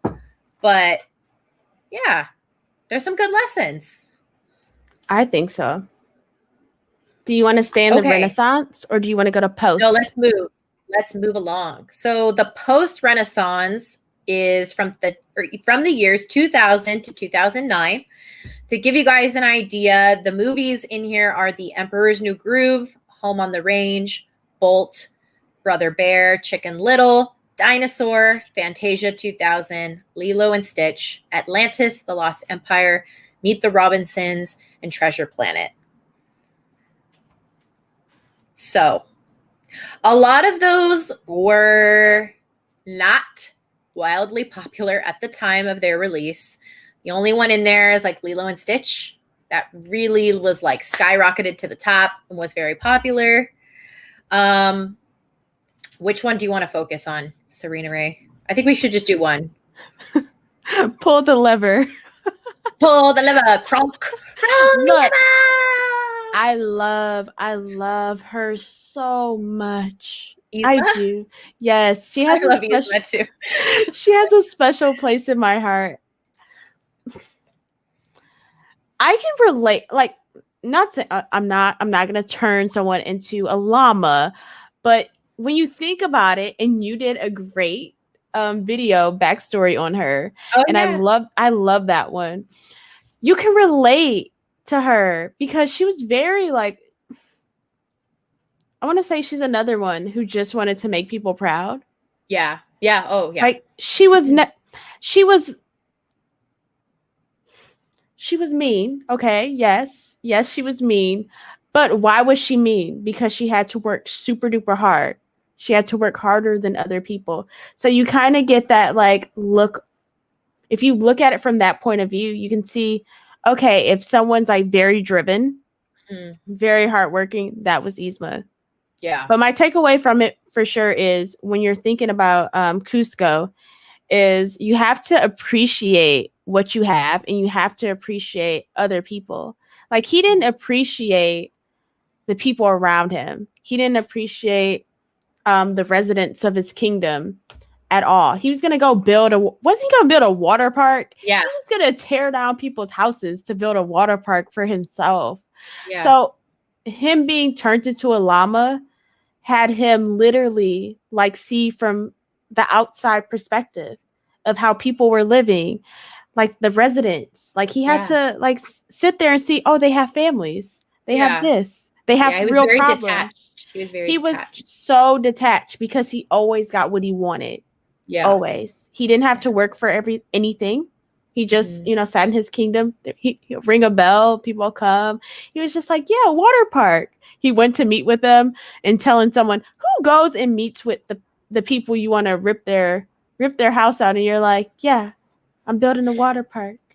Yeah. Like you saw how detached and how uncaring he was. And then by the end of the movie, you saw how he changed. So it's always, for me, is to remember where you come from and remember other people, because what you do can affect other people as well. So the decisions he was making, he wasn't thinking about how it was going to affect these people who help his kingdom. They are the reason why. So Emperor's New Groove taught me, like, that's my takeaways for sure. Is to just to be mindful of other people. Yeah. And you did a beautiful job on that. I like nothing to add on that. That was great. I just want to touch on Lilo and Stitch, and then we can move to I think our last era. Lilo and Stitch, I want to talk about it because I think one of the beautiful echoing themes that we also have in one of my favorites is to never judge a book by its cover. And I love that lesson. I know that's such a cliche, and that's probably going to get under some of your guys' skin in the chat. You're like, oh, that cliche. I hate it. I love it, and I live by it, and I swear by it. You never judge a book by its cover. You could look at like the grungiest, worn down, whatever person, but they could have a heart of gold. And you can look at the most clean cut, professional looking individual who's you know what. And I think you need to go off of, let's get to know this individual. Let's not judge them.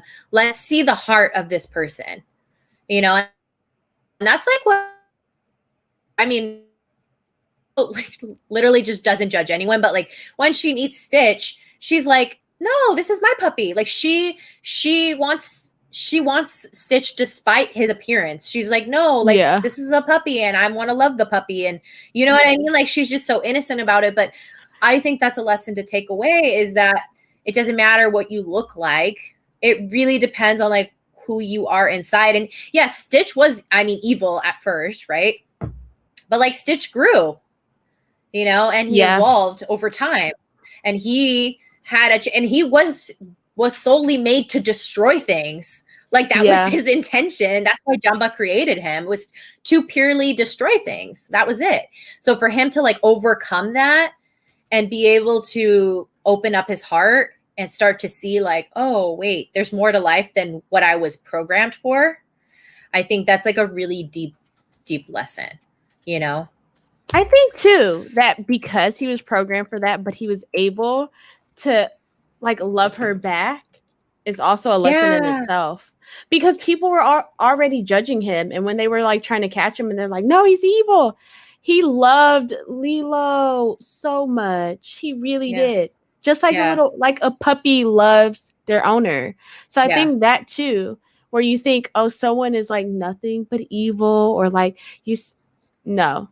Stitch loved her so much. Also, can we talk? I mean, all of the Disney movies kind of have this, but also let's talk about. I think that might have been the first time we saw two siblings that were orphans that didn't have either one of their parents. I think. Yeah. But it's like you see these two girls going through life together, completely different ages, having to try to live together. And like the older one is like trying to be a parent figure, but she's like, but I'm not a parent, you know? And it's like seeing that whole dynamic play out on screen, I think is really, you know, for somebody who is similarly situated, I think that's really powerful to see that. Everyone's in the chat talking about when Lilo had her fight. Oh my goodness. Oh, with Myrtle. Oh my goodness. You can never forget the Myrtle fight.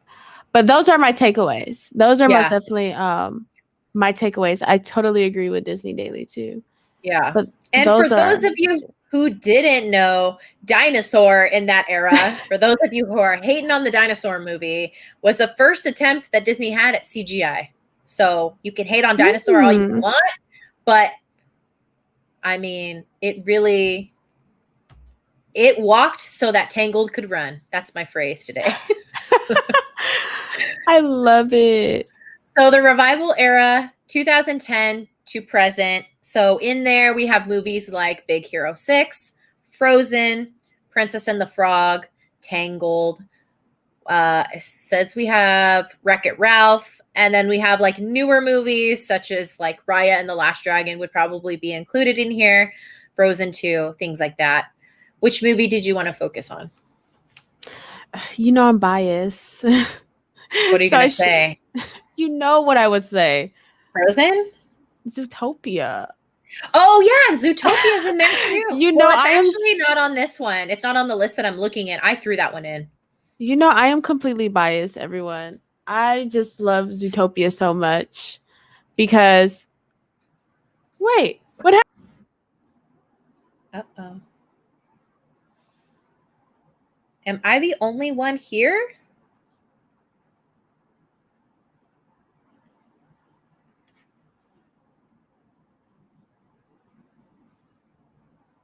Hi, chat. Do you see me?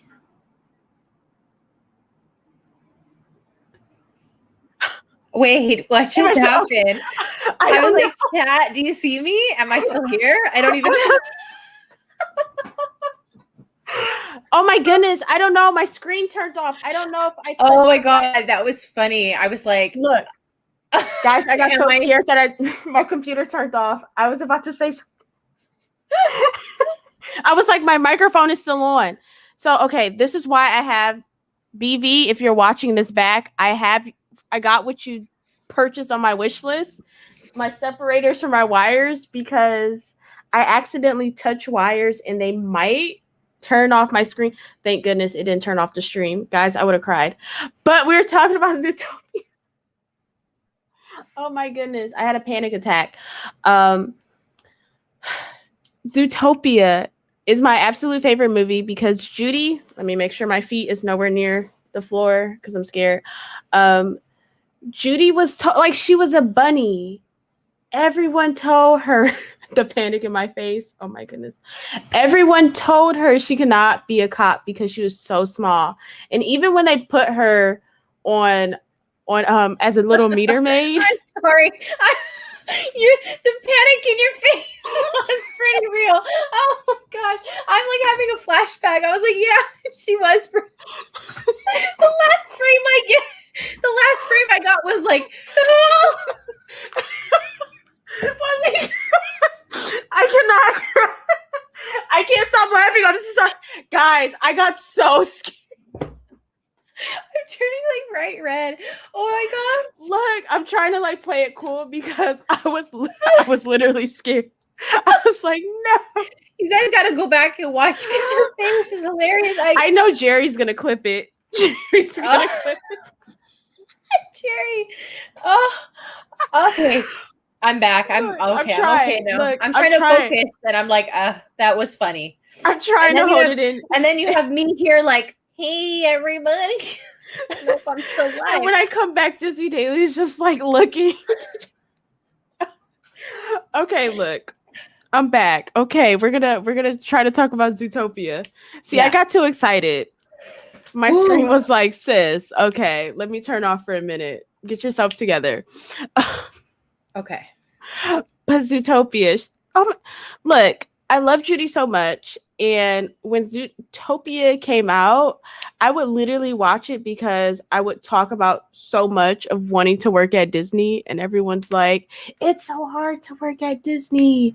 Like, you got to wait this long, blah, blah, blah. So I was always like, my mentality when I moved here, I was like, I am going to work I was literally like Judy, very optimistic. Like, even when people like was like, it doesn't work that way, I'm like, it's going to work out. You know, when she got like scratched on her little face by that fox after she was trying to protect her friends, and she gave them the tickets and they were like, thank you, Judy, we love you. And they were like giving her pats on the back and all that stuff.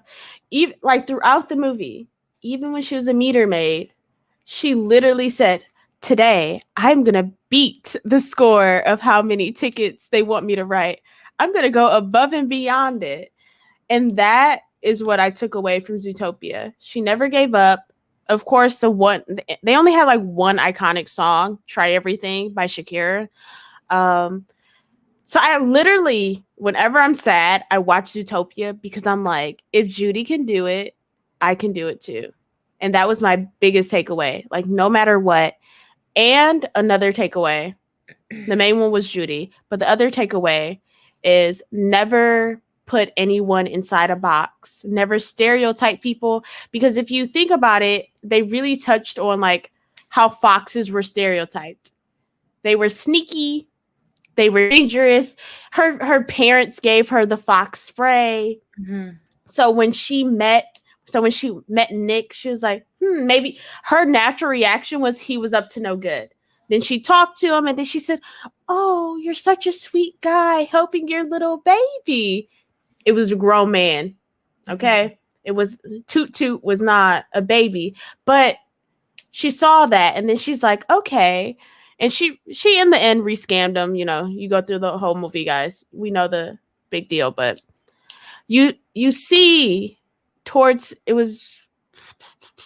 was it the middle or close to the end when he opens up to Judy after being with her for the majority of the movie, he starts talking about how he was treated and how people always use that stereotype and how he was so happy she didn't treat him like that.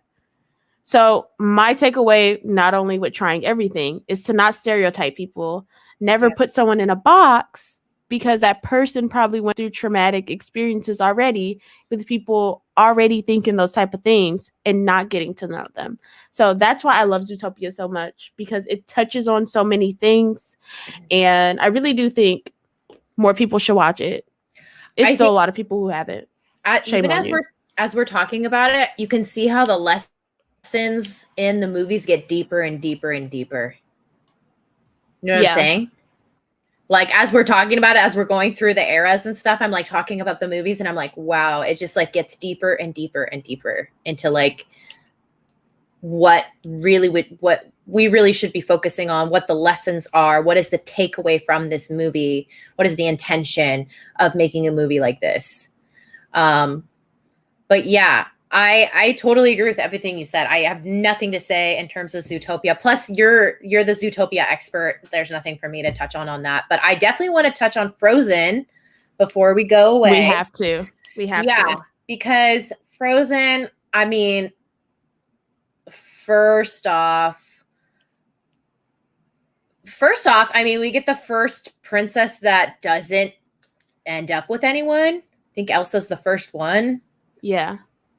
I'm pretty sure Elsa came before. Yeah, Elsa came before Moana.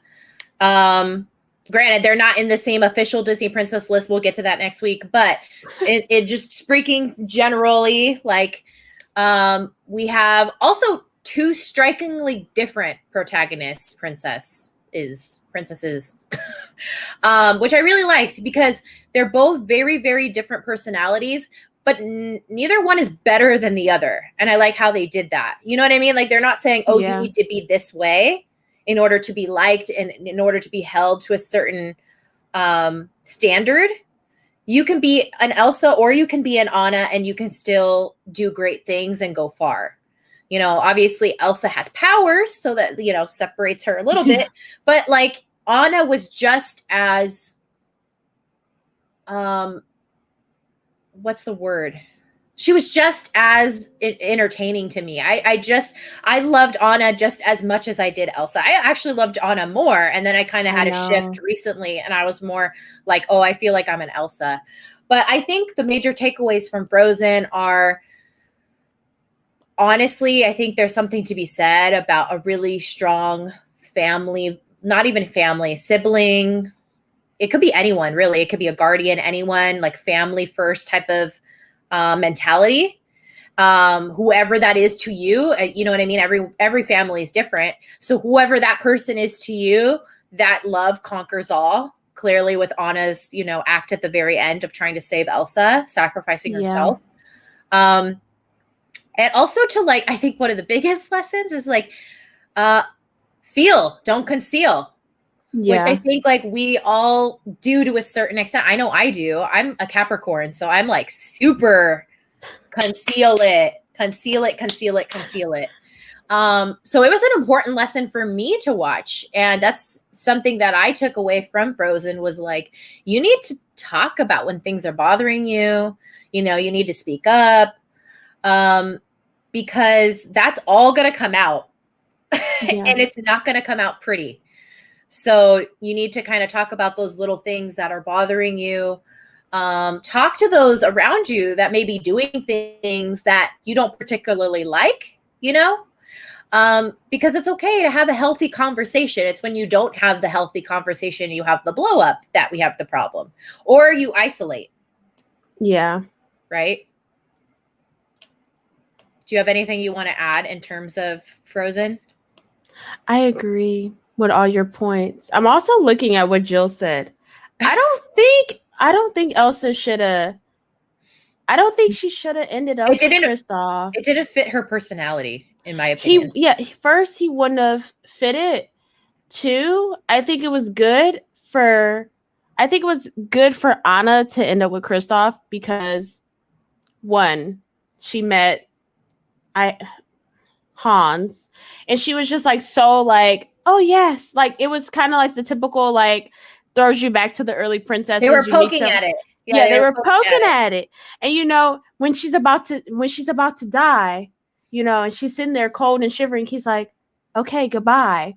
You know, it gave you that life lesson of don't just jump into something just because someone says like, oh, you're pretty. I like sandwiches too. And chocolate. Can we talk about chocolate? You know, that was a whole stab at the first era. You know, it was. Yes. And that's what I liked. Like, I just met you in a forest, but I've met you before. No, you haven't. And Aurora, you have not.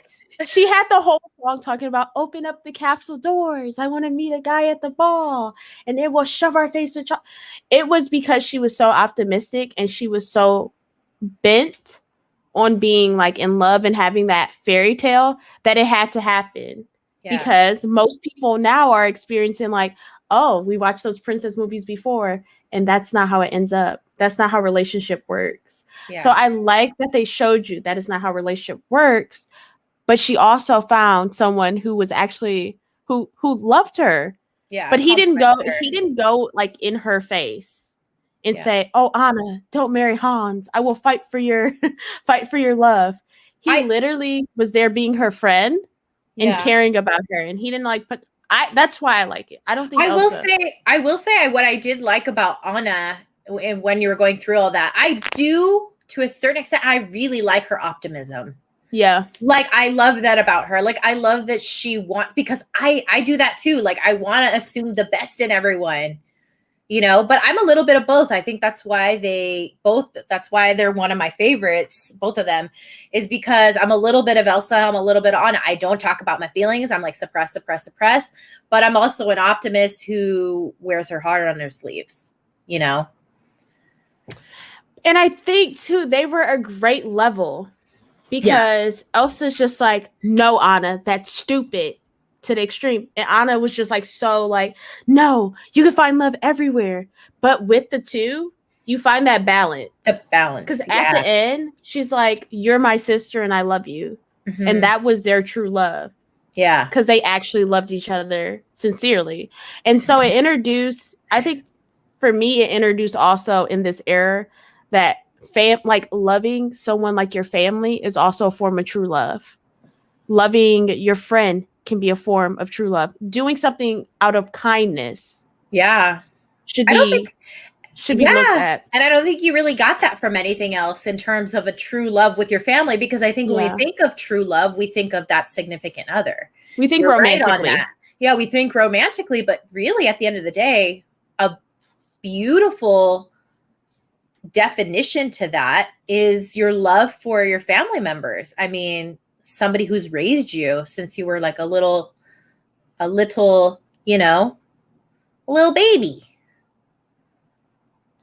or a sibling.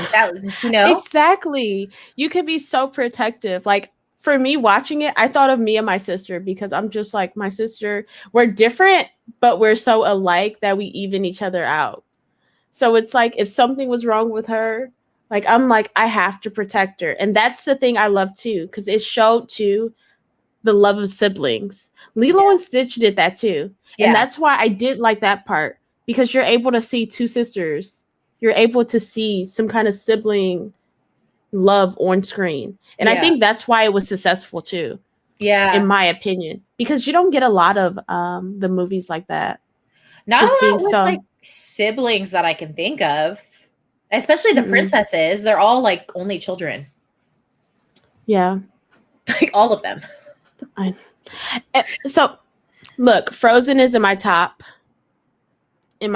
favorites. I actually have my figurines. I didn't put them out because I'm afraid my dog's gonna like hit it. Frozen and Zootopia. Those are two movies. Whenever I'm sad, I can watch it and just instantly be happy. Yeah. Yeah. I think we're done. I think that was the last era. Was it not? Yes. That is the very last era. I had fun today. I did too. That was a good conversation. We had lots of fun rating the villains. You guys stuck with me when my Wi-Fi was like, yeah. But now we're good. Oh, the giveaway. We have to talk about. Yeah. We have to talk about the winner of the giveaway. Well, I'm announcing it next week. So that's what I was gonna say. I'm announcing. So next week, I am announcing my giveaway winner on my channel. For the episode that we're going to be talking about. I believe it is the Disney Princesses next week. Yes. This upcoming week is Disney Princesses. Yeah. So we're going to be talking about the Disney Princesses. We're going to be talking about who is an official Disney princess, which everybody likes to know. I get into it in anytime I talk about a princess, I get into it. So I take everyone through the rubric, everything that you need to meet in order to be considered a princess. And this is something that a lot of people don't know. And it's really interesting. And we can talk about why Anna and Elsa don't fall into that category, if we think Raya is going to be in that category. A lot of fun conversations in terms of the Disney princesses. And we're going to go more in depth. We touched a little bit on the princesses today, but we will go in a very deep discussion about them. I'm super excited. Yeah. I am excited for next week's episode so much. I'm trying to think. Is there anything else? Is there anything? Trivia. We have trivia. Yes, trivia is going to be Saturday on my channel. We're going to be drinking around Walt Disney World. I don't know if I want to punish myself and drink Beverly. Beverly is Coca-Cola. I know I had to explain it to Disney Daily. I don't even remember what country it's from. I just know we used to get it from Club Cool. I believe it's Italy, though. I believe it is Italy. Where it is. We're going to Google it and I'll explain it to you guys. But you guys are, Disney Daily is going to be asking me theme park questions. And I'm actually probably going to let a few of you ask me questions. I'm going to I might do something different with trivia.